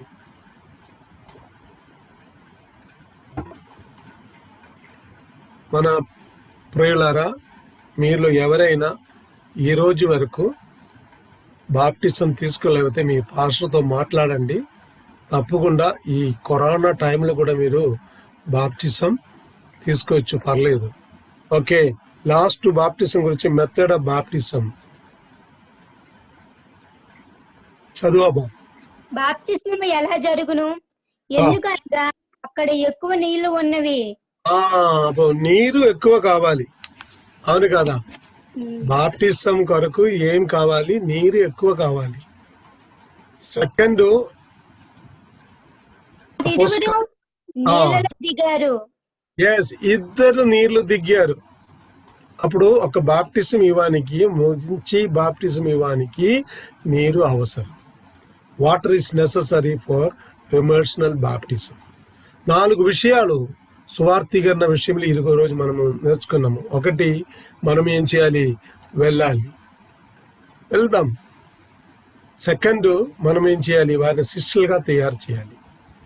3వది, వారిని బోధించాలి. దానికి అర్థం ఏంటి? సంఘానికి తీసుకురావాలి. తర్వాత మనం ఏం చేయాలి? వారికి బాప్టిజం ఇవ్వాలి. చాలా మంది ఏం చేస్తారని తెలుసా? ఇప్పుడు వారు ఏం చేస్తారంటే, వెళ్ళి వెంటనే ఏం చేస్తారు? వారు బాప్టిజం ఇవ్వటం. నా దగ్గర చాలా స్టోరీస్ ఉన్నాయి, టైంలో. తర్వాత బోధించడానికి ప్రయత్నం చేస్తారు వారు. తర్వాత వారిని శిష్యులుగా తయారు చేయడానికి ప్రయత్నం చేస్తున్నారు. బై ద టైం వారు ఏం చేయాలి? వెనక్కి వెళ్ళిపోయి ఉండొచ్చు, ఆత్మీయ జీవితం నుండి వెనక్కి పోయి ఉండొచ్చు. ఇది ఒక సిస్టంగా మన పాస్టర్స్ కూడా కొంచెం జాగ్రత్తగా ఈ విషయంలో మీరు నేర్చుకోవాలి. వెళ్ళి శిష్యులుగా తయారు చేసి వారిని బోధించిన తర్వాత బాప్టిజం ఇవ్వండి. మీకు తెలుసు, చాలా మంది బాప్టిజం తీసుకున్న వారు మత్తులు తాగుతుంది, బీడీ తాగుతుంది. వారు నోటిని వచ్చిన భాషలు చాలా ఘోరంగా ఉంది. కారణం ఏంటి తెలుసా? వారిని కరెక్ట్గా బోధించలేదు, వెళ్ళి బాప్టిజం ఇచ్చారు. ఓకే, దాని నిమిత్తమై మనం ఇది ఒక సిస్టంగా ఫాలో చేయాలి. నెక్స్ట్ సబ్జెక్ట్కి వెళ్తాము మనము. సువార్తికునికి కావాల్సిన అర్హతలు. ఓకే, సువార్తికునికి ఒక అర్హతలు ఏంటి? ఓకే, ఏదైనా పని చేయాలంటే దానికి కొన్ని అర్హతలు ఉన్నాయి. There are some qualification to become a evangelist. ఒక సువార్తికుడు అయితే దానికి కొన్ని అర్హతలు ఉన్నాయి. ఆ అర్హతలు నేను ఏం చేశారంటే 3 విధానంగా డివైడ్ చేశాను. 1, ఆత్మీయ అర్హతలు. సెకండ్, శారీరక అర్హతలు. 3వది మానసికంగా అర్హతలు. ఈ విషయము ఈరోజు ముగించడానికి ప్రయత్నం చేస్తాను, లేకపోతే రేపు మనము చూస్తాను. ముగించడానికి ఫస్ట్ ఒక ఆత్మీయ అర్హతలు ఉండాలి. సువార్త సేవ చేయడానికి కొన్ని ఆత్మీయ అర్హతలు ఉండాలి. మొదటి అర్హత ఏంటి తెలుసా? ఆత్మీయ అర్హతలు సువార్థికుడు రక్షణ అనుభవం పొంది ఉన్న వ్యక్తిగా ఉండాలి. రక్షణ పొందిన వ్యక్తికి సువార్థికరణ సేవ చేయడానికి దర్శనం దొరుకుతుంది. రక్షణ పొందలేకపోతే మీకు దర్శనం లేదు. మొదటి ఆత్మీయ అర్హత ఏంటి తెలుసా? రక్షణ పొందాలి. ఇప్పుడు మీకు తెలుసు నికోదెమస్, యోహాను సువార్త 3 అధ్యాయములు నికోదెమస్ యేసు ప్రభువుకి వెళ్ళారు, నైట్లు వెళ్ళారు. వారికి అన్ని విషయాలు తెలుసు, పాత నిబంధన ఉన్న అన్ని విషయాలు తెలుసు, వంగ జ్ఞాని ఆయన. కానీ బోర్న్ అగైన్ పునర్జన్మించిన విషయం వారికి తెలియదు. Actually he doesn't know how to be born again. Yesu ప్రభు ఏం చెప్పారంటే మీరు ఏం చేయాలి? You must be born again. కానీ వారికి అది తెలియదు. అప్పుడు ఒక వ్యక్తి సువార్థికుడుకు అవసరమైన ఒక ఫస్ట్ క్వాలిఫికేషన్ ఏంటి తెలుసా? వారు రక్షణ అనుభవం ఉండాలి. నేను ఒక క్రైస్తవ కుటుంబంలో పుట్టి పెరిగాను. మా తల్లిదండ్రులు చాలా మంచి విశ్వాసులు. ప్రతిరోజు మనకు ఇంటిలో ప్రేయర్ ఉంది. సాయంకాలం బైబిల్ చదవాలి, ప్రార్థన చేయాలి, తర్వాత భోజనం పెడుతుంది. బైబిల్ చదవలేకపోతే భోజనం లేదు, ప్రార్థన చేయలేకపోతే భోజనం లేదు. ఉదయం స్కూల్ ఉన్నప్పుడు మన తల్లి వారి ఇద్దరిని నా తమ్ముడిని ప్రార్థన చేసి పంపిస్తారు. స్కూల్లో వచ్చిన తర్వాత టిఫిన్ అయిన తర్వాత నైట్లు బైబిల్ కూర్చొని బైబిల్ చదవాలి. గట్టిగా చదువుతుంది. ఎందుకంటే తెలుసా? మమ్మీ వినడానికి, దేవుడు వినడానికి కాదు. అప్పుడే భోజనం పెడుతుంది. కానీ 14 వయసు వరకు రక్షణ అనుభవం లేకుండా జీవించారు. 14 వయసు ఉన్నప్పుడు ఒక యూత్ క్యాంప్కి వెళ్ళి అక్కడే ఒక గుంపుగా కూర్చొని ఒక టీచర్ గారు బోధించారు. మీ క్రైస్తవ కుటుంబాలు పుట్టి పెరిగిన, మీ బైబిల్ మీకు తెలిసిన, మీ సంఘానికి వెళ్ళిన రక్షణ లేకపోతే పరలోకం వెళ్ళడానికి మీకు వీలు లేదు, కుదరదు. ఆ రోజు రవి గారు మీ వాక్యం సరిగ్గా రావట్లేదండి. హలో, ఓకే, ఇప్పుడు వస్తుందా? ఓకే, నేను ఎంతవరకు విన్నారు మీరు? వినిపిస్తుంది సార్. ఓకే. ఆ రోజు 14 వయసు ఉన్నప్పుడు ఒక రోజు సాయంకాలం 1974 ఏప్రిల్ 14 మధ్యాహ్నం తర్వాత 2:30కు యేసు ప్రభుని నా సొంత రక్షకంగా అంగీకరించారు. అది నాకు దేవుడిచ్చిన రక్షణ అనుభవం. అది నేను ఆత్మీయంగా పుట్టిన రోజు. That is the birthday of my spiritual life. చాలామందికి ఇది తెలియదు. చాలామంది సంఘానికి వస్తుంది, రక్షణ ఎప్పుడు పొందారు వారికి తెలియదు. బాప్టిజం తీసుకున్న డేట్ అందరికి తెలుసు. నేను ప్రతిరోజు సంఘానికి వచ్చాను, పాస్టర్ గారు నాకు చెప్పాను, బాప్టిజం తీసుకున్నారా? లేదు. ఆ రోజు బాప్టిజం తీసుకున్నారు. నేను ఎప్పుడు రక్షణ పొందాను? అప్పుడు సువార్థికునికి ఏమి ఉండాలి? తప్పకుండా రక్షణ అనుభవం ఉండాలి. సెకండ్ పాయింట్, ఒక సువార్థినికి ఏముండాలి? మంచి స్వభావం కలిగిన వ్యక్తిగా ఉండాలి. సెకండ్ పాయింట్, రక్షణ పొందిన వ్యక్తికి మంచి స్వభావం కలిగిన వ్యక్తిగా ఉండాలి. Is a man with a good character. మంచి స్వభావం కలిగిన వ్యక్తి ఉండాలి. ఇది చాలా ప్రాముఖ్యమైనది. దానిలో కొన్ని విషయాలు నేను స్కిప్ చేస్తాను, టైం తక్కువ కాబట్టి. మంచి స్వభావం ఉండడానికి, మన జీవిత సాక్ష్యం కాపాడడానికి 3 ఏరియాస్, 3 G's నేను చెప్పబోతున్నాను. ఓకే. ఫస్ట్ అంటే గ్లోరీ, మహిమ, లేకపోతే పొజిషన్, డిగ్రీ. చాలా మందికి ఇది ఒక ఆటంకం. జాగ్రత్తగా ఉండాలి. చాలా మంది నన్ను పరిచయం చేసినప్పుడు ఇలాగ పరిచయం చేస్తారు. రెవరెండ్ డాక్టర్ బెన్నీ మోసెస్ అంటే నాకు నిజం చెప్పాలంటే డాక్టరేట్ లేదు.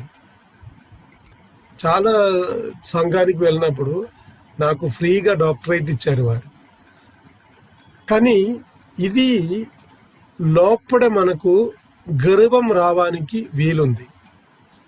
ఒక సువార్థికుడి జీవితంలో గర్వం ఉండకూడదు, తగ్గించు స్వభావం ఉండాలి. మన పొజిషన్, నేను పాస్టర్ గారు, నేను చెప్పిన మీరే వినాలి. నేను భర్త, మీరు తప్పకుండా నేను చెప్పిన మాట వినాలి. నేను తండ్రి, పిల్లలు నేను చెప్పిన అది కరెక్టే, దానికి తప్పేం లేదు. కానీ ఆ గర్వం ఉండకూడదు. యేసు ప్రభుని చూడండి, వారి హృదయంలో ఒక్కసారి కూడా గర్వం రావలేదు. తగ్గించు స్వభావం ఉన్న వ్యక్తిగా ఉండాలి. చాలామంది మిమ్మల్ని ఎక్కించి అంటే, ఓహ్ బెన్నీ మోసెస్ అయితే మంచి టీచర్ అంటే, ఆయన బోధించినది చాలా మంచిగా ఉంది, సార్ మీ క్లాసు నాకు చాలా మంచిది, నేను నిద్రపోలేదు, చాలా మంచిది బాబు. కానీ అది విన్నప్పుడు నేను జాగ్రత్త.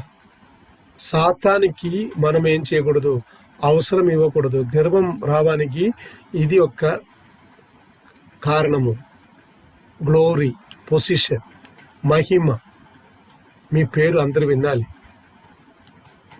మేము అందరూ నమస్కారం చేయాలి. మీ జాగ్రత్తగా ఉండాలి. సువార్థికుడు అయితే తగ్గించు స్వభావం ఉండాలి. సెకండ్ ఏరియా అంటే తెలుసా, మనీ మ్యాటర్. మనం విశ్వస్తంగా ఈ విషయంలో జాగ్రత్తగా జీవించాలి. In money matter we must be very careful. First G అంటే తెలుసా, గ్లోరీ. సెకండ్ గోల్డ్, అంటే డబ్బు విషయంలో నమ్మకంగా జీవించాలి. డబ్బు అవసరం, మీకు నాకు డబ్బు జీవించడానికి. ఒక సువార్థికుడే అయితే జీవించడానికి డబ్బు అవసరం. డబ్బు వద్దని చెప్పును ఎవరు, కానీ ఆ డబ్బు విషయంలో మనం నమ్మకంగా జీవించాలి. నేను గాస్పెల్ ఫర్ ఏషియా సంస్థలు చేర్చినప్పుడు కోర్టులో సంతకం పెట్టారు, లక్షలు కాదు, చెక్ బుక్లు. కానీ ప్రతి ఒక్క చెక్కులు సైన్ చేయనప్పుడు నేను ఇలాగ ప్రార్థన, దేవా నమ్మకంగా ఈ డబ్బు వాడడానికి నాకు కృప చూపించండి. 20 సంవత్సరం నేను దానిలో సేవ చేశాను. బయటికి వచ్చినప్పుడు నేను దొంగతనం చేశాను, డబ్బు తీసుకుని ఎవరు చెప్పలేదు. కారణం ఏంటి తెలుసా, నేను నమ్మకంగా జీవించాను డబ్బు విషయంలో. ఈరోజు కూడా అలాగే.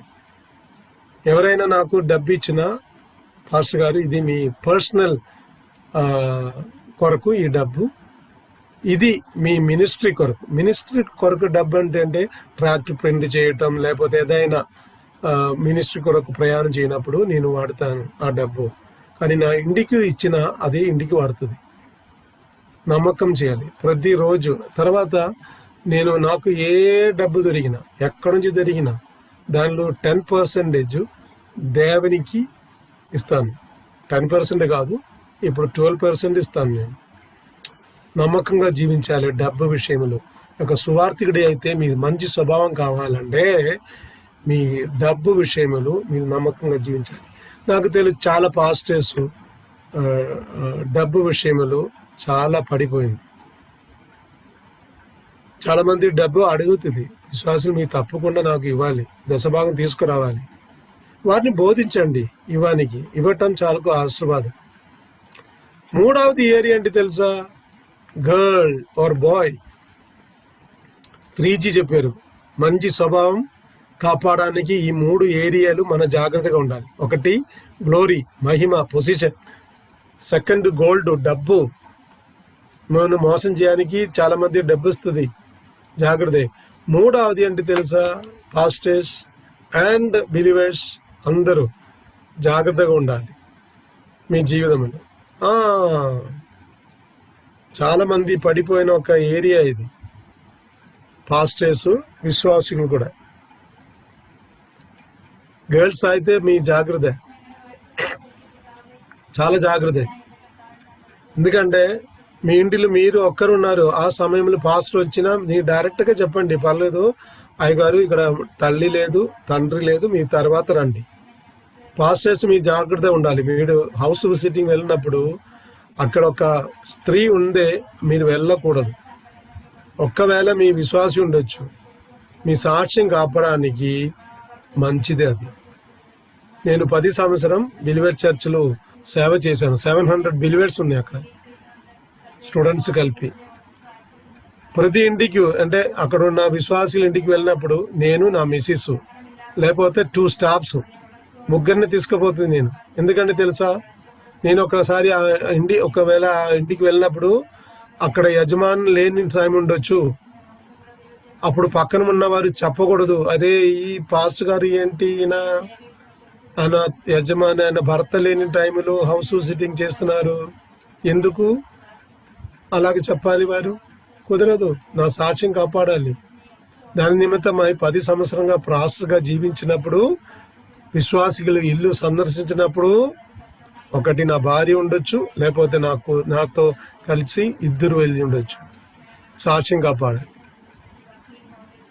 చాలామంది ఆంధ్రప్రదేశ్ ఒకటి కాదు, ఇండియాలో, భారతదేశంలో ఎక్కువ సాక్ష్యం పోయిన ఏరియా అంటే తెలుసా? పాస్టర్స్కు, విశ్వాసులకు, గర్ల్స్, బాయ్స్. మీ జాగ్రత్త ఉండాలి. ఓకే, అప్పుడు మంచి స్వభావం కలిగినగా వ్యక్తిగా ఉండాలి. అప్పుడు మొదటి, రక్షణ పొందిన అనుభవం ఉండాలి. సెకండ్, వారు మంచి స్వభావం కలిగినగా వ్యక్తిగా ఉండాలి. ఒక సువార్థికుడు అయితే మంచి స్వభావం కావాలి. మూడవది ఏంటి? వార్తికునకు సమర్పణ జీవితం ఉండాలి. అది ఒక అర్హత. మీకు సంఘం నుండి అప్పగించిన సువార్థీకరణ సేవ నమ్మకంగా చేయాలి. దానికి మీకు సమర్పణం అవసరం. నేను ఇంకొక మాట చెప్తాను. నేను భారతదేశంలో 28 రాష్ట్రానికి వెళ్ళిన తర్వాత చాలా ప్రజలను చూశాను, పాస్టర్స్ని. అక్కడ తెలుగు వారు చాలా తక్కువ, తెలుగు పాస్టర్స్. కానీ మలయాళీస్ ఉంది, తమిళన్స్ కూడా ఉంది, కన్నడకారు కూడా లేదు, తక్కువ మంది తెలుగు వారు ఉంది. కారణం ఒక్క ఉండొచ్చు, మన ఊర్లు వదిలేసి వేరే ఊరు వెళ్ళడానికి ఎవరికి ఇష్టం లేదు. మన డిస్టిక్ నుండి వేరే డిస్టిక్ వెళ్ళడానికి మనకి ఇష్టం లేదు. మన పప్పు, సాంబారు, అన్నం, బియ్యం అది వదిలేసి వేరే రాష్ట్రానికి వెళ్ళి సేవ చేయడానికి మనకి ఇష్టం లేదు. ఇష్టం కాదు, సమర్పణం లేదు. నాకు తెలుసు, శ్రీకాకుళం ఏరియా, విజయనగరం నుండి ఒక సురేష్, ఆయన, నేను క్లాసులో బీహార్ను గురించి మాట్లాడిన అక్కడ ఒక మాల్టా ట్రైబల్ ఏరియా ఉంది. అక్కడ సువార్థీకరణ చాలా తక్కువ జరిగింది. ఆయనకి ఏం చెప్పారంటే, మీరు వెళ్ళి అక్కడికి ఎక్కడైనా బీహార్కు వెళ్ళి సేవ చేయండి. ఆయన సమర్పణతో వెళ్ళారు. ఒక నెలలో ఒక్కసారి ఆయన పిలిచి నాతో మాట్లాడుతాను, సార్ నేను హిందీ నేర్చుకొని ఇక్కడ మాల్టా భాష నేర్చుకొని మాల్టా ఆదివాసీ ఏరియాలో సేవ చేస్తున్నారు. నాకు లాస్ట్ మంత్లో కొన్ని ఎక్స్ట్రా డబ్బు జరిగింది. దాని నుండి వారికి ఒక సహాయం నేను పంపించాను. ఎందుకంటే తెలుగువారు వేరే రాష్ట్రానికి వెళ్ళి సేవ చేయటం నాకు చాలా ఇష్టం. దాని నిమిత్తమై వారు నేను కొన్ని సహాయం చేశాను. ప్రతి నెల కాదు. మనకు ఏమిటి తెలుసా? సువార్థీకరణలో ఒక సమర్పణ అవసరం, a commitment to serve the Lord. నాలుగవది,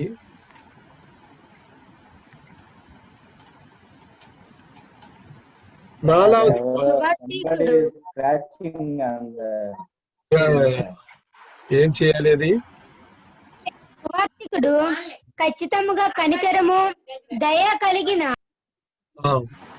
వ్యక్తిగా ఉండాలి. సార్ మీరు ఆ స్క్రాచెస్ డిలీట్ చేయండి సార్. అది నాకు ఇక్కడ నుంచి కుదరదు. అది నేను చూస్తాను, ఒక నిమిషం. కింద ఎరేజ్ ఉంటా చూడండి సార్.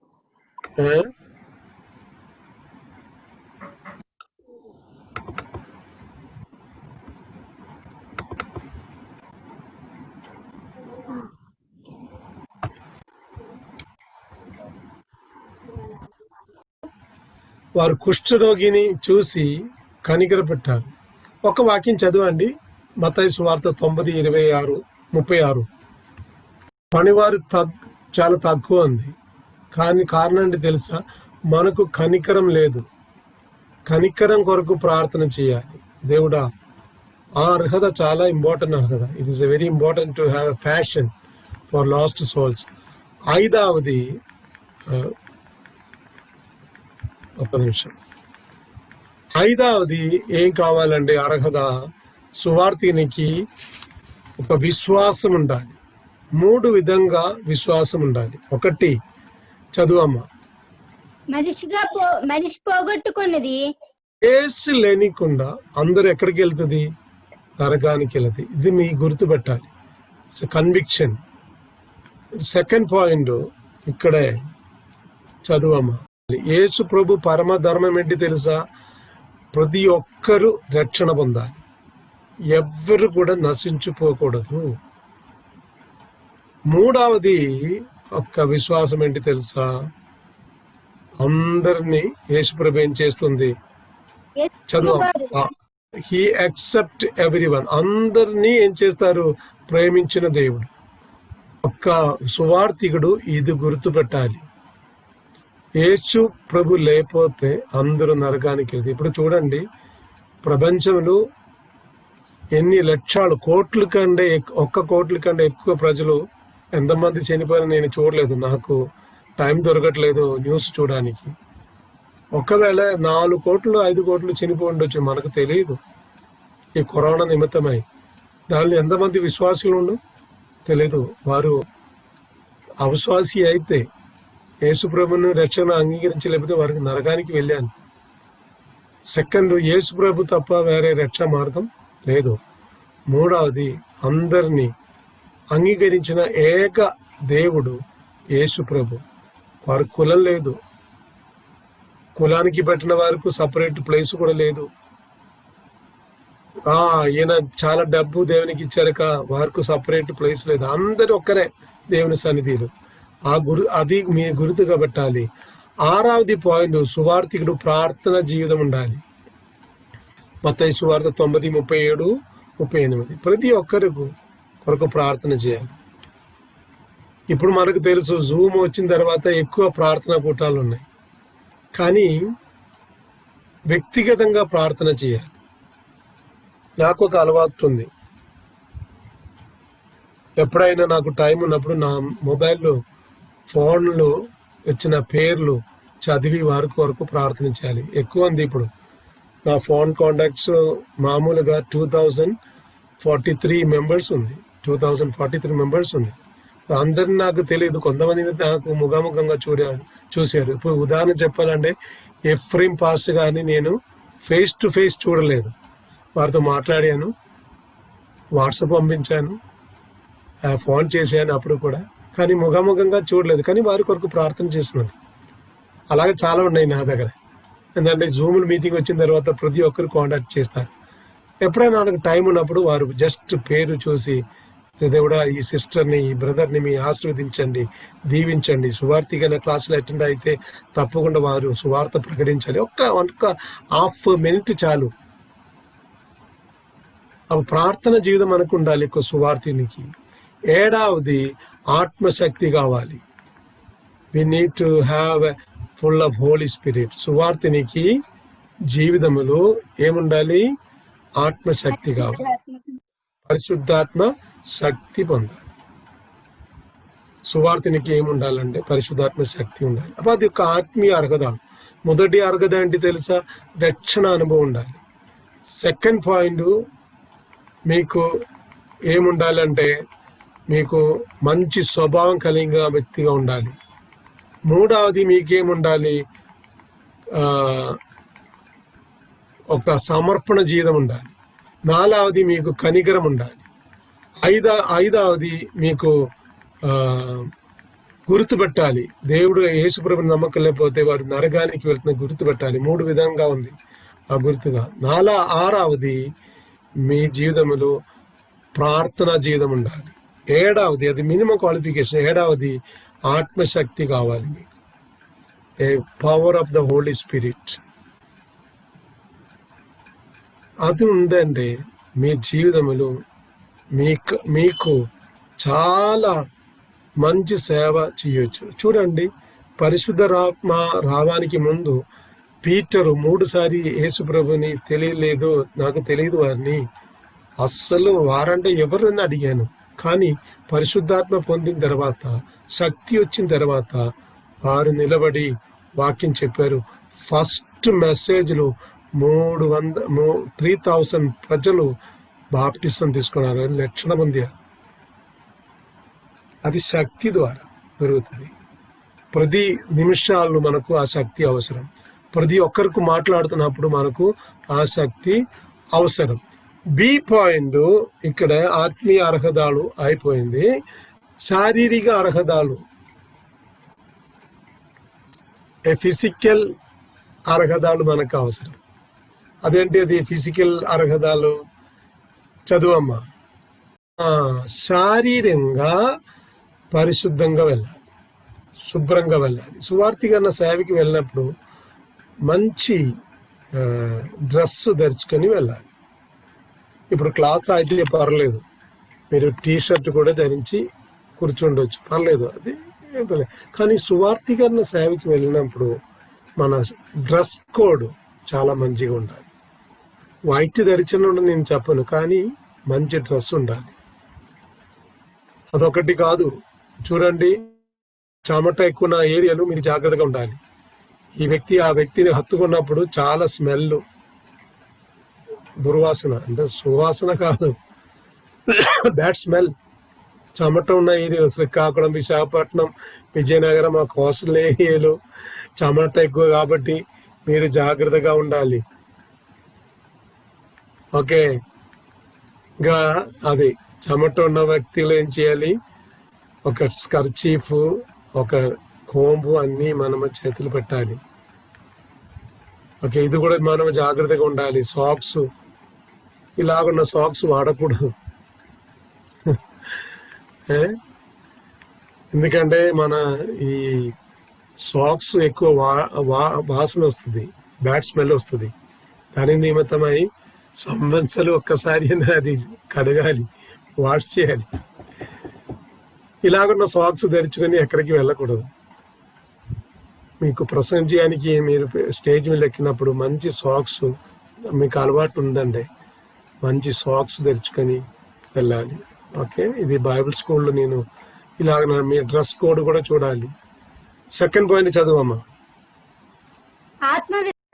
చూసుకుని మీ డ్రెస్ ధరించడానికి ముందు ఒకసారి చూడండి, ఎక్కడైనా అది దాని హోల్స్ ఉందా, స్టిచ్చెస్ పోయిందా లేదా అంటే మీరు ధరించుకోవడానికి ముందు ఒకసారి చూడండి. అది చాలా మంచిది. ఇదొక ప్యాషన్, కానీ ఇప్పుడు అది ప్యాషన్ ఉండొచ్చు, కానీ అది మంచిది కాదు. చాలా అమెరికాలో చాలా సంఘాల్లో జీన్స్ ప్యాంటు ధరించుకొని ప్రసంగం చేయడానికి వీల్లేదు. చాలా సంఘాలు జీన్స్ ప్యాంటు సంఘానికి జీన్స్ ప్యాంటు ధరించుకొని సంఘానికి వెళ్ళడానికి వీల్లేదు. They are profited, no jeans. మూడవది చదువమ్మా. తగిన విధముగా దుస్తులు ధరించుము, నీ వృత్తికి తగిన విధముగా దుస్తులు ధరించుము. మీరు ఎవరు అది గుర్తుపెట్టాలి. సంఘానికి వెళ్ళినప్పుడు మంచి డ్రెస్, ఒక్క డ్రెస్ ఉండొచ్చు, నాకు మంచి డ్రెస్ ధరించుకొని మీరు వెళ్ళినప్పుడు ఒకసారి మీరు ఆలోచించండి. మీరు ఒక పెళ్ళికి వెళ్ళినప్పుడు మంచి కాంచీపురం సారీ, పట్టు సారీ, వారణాసి సారీ, అన్ని మంచి సారీ ధరించుకొని వెళ్తుంది, అవును కదా?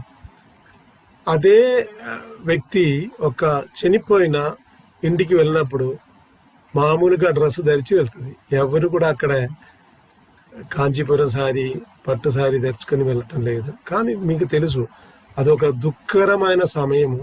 అక్కడ నా డ్రెస్సు ప్రదర్శించడానికి కాదు, ఒక సందర్భాన్ని పెట్టి మనం ఏం చేయాలి? డ్రెస్సు ధరించుకోవాలి. నాకు తెలుసు, ఇక్కడ హైదరాబాద్లో ఒక సంఘానికి ప్రసంగం చేయడానికి పిలిచినప్పుడు నేను మామూలు డ్రెస్ ధరించుకొని వెళ్ళాను. కానీ ఏమైందంటే పాస్ గారు చెప్పారు, మీకు టై కోట్ అవసరం, మీ ప్రసంగుడు కాబట్టి తప్పకుండా నెక్స్ట్ టైంలో మీరు ఏం చేయాలి, డ్రెస్సు టై కోట్ అన్ని తెచ్చేయాలి. నెక్స్ట్ టైం నుండి 15 సంవత్సరం వారు పిలిచారు అక్కడ సంఘాలని ప్రసంగం చేయని. ఒక సంవత్సరం 3 సార్లు పిలిచారు వారు ప్రసంగం చేయని. అప్పుడు నేను వెళ్ళి ప్రసంగం చేసినప్పుడు కోటు టై ధరించి వెళ్ళాను. సందర్భాన్ని బట్టి మనం ఏం చేయాలి, ధరించాలి. తర్వాత 4 చదువు. సాంప్రదాయబద్ధంగా మీకు ఒక షర్టు 5,000 రూపీస్ కూడా షర్ట్ దొరుకుతుంది. ఏరో కంపెనీ షర్టు 3,000 నుండి 5,000 రూపీస్ వరకు ఉంది. అది చాలా ఖర్చు. ఒక సువార్థినికి అది అవసరం లేదు. మనకు 500 to 1,000 రూపీస్ లోపల ఉన్న షర్టు మీరు కొనవచ్చు. నా దగ్గర 5,000 రూపీస్ ఉందంటే 10 షర్టు కొంటాను నేను. ఎందుకంటే తెలుసా, 10 సారి వాడచ్చు కదా. అది 500 ఉందంటే చాలా సంతోషం. 1 షర్టు 500 రూపీస్, పర్లేదు, మంచిది, గుడ్ క్వాలిటీ అయితే పర్లేదు. అలాగే 5,000 ఉందంటే 10 షర్టు కొనొచ్చు మీరు.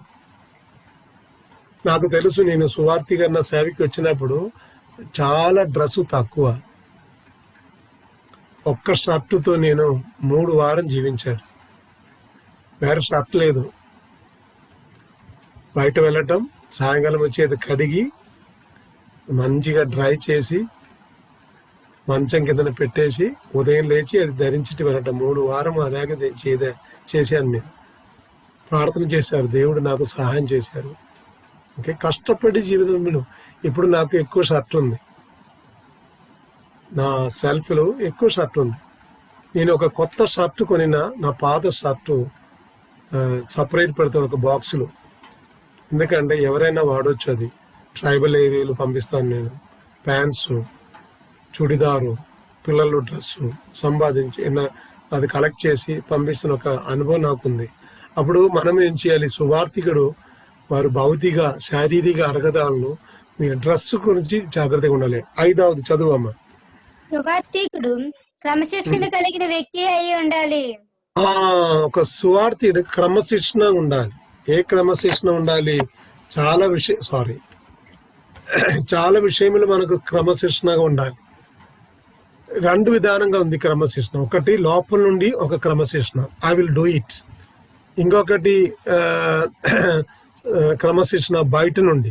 మా స్కూల్లో వెళ్ళినప్పుడు అక్కడ ఒక నిబంధన ఉంది, అందరూ 9 గంటలకి రావాలి. మీకు ఇష్టం లేదా అది వేరే విషయం, మీరు తప్పకుండా అక్కడ వెళ్ళాలి. అది బయట నుండి ఒక డిసిప్లిన్ అది. కానీ మీ లోపల ఒక డిసిప్లిన్ ఉండాలి. 9 గంటలకి ఆరాధన, తప్పకుండా నేను అక్కడికి వెళ్ళాలి. 9 గంటలకి, 10 గంటలకి మన ఆరాధన, 10 గంటలకి నేను వెళ్ళాలి. అది మీ లోపల నుండి నిర్ణయించుకున్న ఒక డిసిప్లిన్, శిక్ష. అది డిసిప్లిన్. అది ప్రతి ఒక్క విశ్వాసులకు, సువార్థికులకు ఉండాలి. ఒకవేళ మీరు ఏదైనా నిర్ణయం తీసుకొని అయితే ఆ నిర్ణయం ప్రకారం జీవించడానికి మీరు ప్రయత్నం చేయాలి. 6వది కొంచెం ఎక్సర్సైజ్ కూడా మంచిది. ఓకే, చదువమ్మా 6వది పాయింట్. ఆధ్యాత్మిక జీవితంలో క్రమశిక్షణ. ఆధ్యాత్మిక జీవితంలో మనకు క్రమశిక్షణ. 7వది శరీర దారుఢ్యం గురించి క్రమశిక్షణ. శరీర విషయంలో కూడా మనకు క్రమశిక్షణ అవసరం. ఆధ్యాత్మిక జీవితంలో కూడా మనకు క్రమశిక్షణ అవసరం. ఓకే, 8వ పాయింట్ భోజన విషయంలో కూడా మనకి ఏమి అవసరం? క్రమశిక్షణ అవసరం. ఏ డిసిప్లిన్ ఇన్ అవర్ ఫుడ్. చాలా మందికి ఇది ఆశ్చర్యంగా ఉండొచ్చు. ఒక సువార్థికుడే అయితే ఒక ఇంటికి వెళ్ళిన వారు భోజనం చేయడానికి చెప్పిన మీరు మ్యాక్సిమం అవాయిడ్ చేయడానికి ప్రయత్నం చేయాలి. తిన్నప్పుడు మీరు అడగండి, నేను చెప్పలేదు కదా భోజనం కొరకు, నేను ఇన్ఫార్మ్ చేయలేదు కదా, భోజనం ఉందా మీకు మిగిలిన వరకు. అక్కడ వెళ్ళినప్పుడు భోజన విషయంలో కూడా ఒక క్రమశిక్షణ మనకు అవసరం. 7వది నిద్రలు కూడా మనకు ఒక క్రమశిక్షణ అవసరం. స్లీపింగ్ హ్యాబిట్ చాలా మంది ఉంది, వారికి వర్కింగ్ లెస్, స్లీపింగ్ ఎక్కువ. అది కూడా ఒక క్రమశిక్షణ మనకు అవసరం.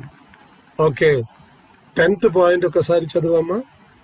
నైపుణ్యత పెంచుకునే విషయంలో నిబద్ధత.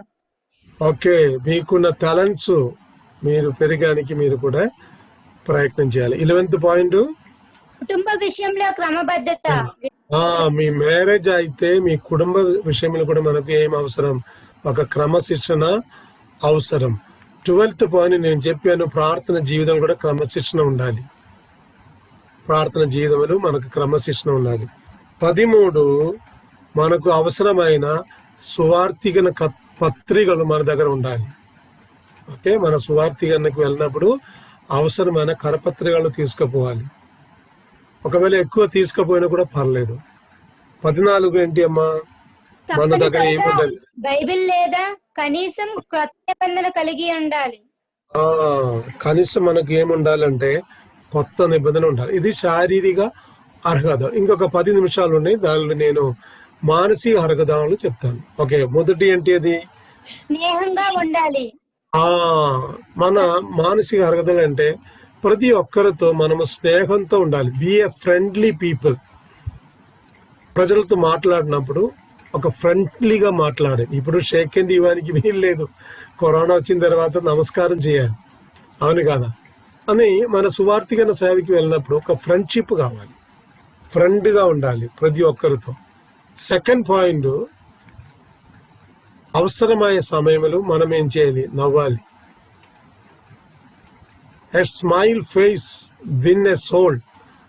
ఒకరు చెప్పారు, a smile face win a soul. ఒక ఆత్మ సంపాదన చేసిన ఆత్మ సంపాదన ఉండాలంటే మనకు ఒక స్మైల్ ఉండాలి, నవ్వు ఉండాలి. చాలా మందిని చూసినా చాలా గౌరవం ఉంది, వారు యాంగ్రీ ఫేస్. స్వార్థికుడు ఉండకూడదు. 3వది ఏం చేయకూడదు? సారీ, చదువమ్మా. చూసి హేళన చేయవద్దు. ఇద్దరిని చూసి ఏం చేయదు? హేళన చేయకూడదు. ఇది చాలా డేంజర్. ఇది మంచి స్వభావం కాదు. It's mental qualification of not a good mental qualification. 4 చలాకీగా ఉండాలి. Yes, be smart people. జ్ఞానంతో జీవించాలి. 5వది ధైర్యంగా ఉండాలి. భయపడిన అవసరం లేదు. మన జీవితం మనకు అవసరం అంటే ధైర్యం ఉండాలి. తర్వాత 6వది కోపమును అదుపులో ఉంచుకొనుము. వి కంట్రోల్ అవర్ యాంగర్. మన కోపముని కంట్రోల్ చేయాలి. చాలా మంది సువార్త కొరకు సువార్త సేవ చేయడానికి వెళ్ళినప్పుడు వారు మిమ్మల్ని నిందించి చెప్తుండొచ్చు, you are very bad fellow, అది ఇది చెప్పుండొచ్చు. యేసుప్రభు అంటే వారు నిందించి చెప్పుండొచ్చు. కానీ మన కోపం నియంత్రించడానికి మనం నేర్చుకోవాలి. 7వది పాయింట్, క్రమంగా మనము ఉండాలి. మన జీవితంలో ఒక క్రమశిక్షణ మనకు అవసరం, ఏ ప్లానింగ్ అవసరం, ఒక మానసిక అర్హతలు. ఇది ఒక సువార్థికుండా అర్హతలు ఇది. ఓకే, 5 విషయాలు మనము నేర్చుకున్నాము ఈరోజు.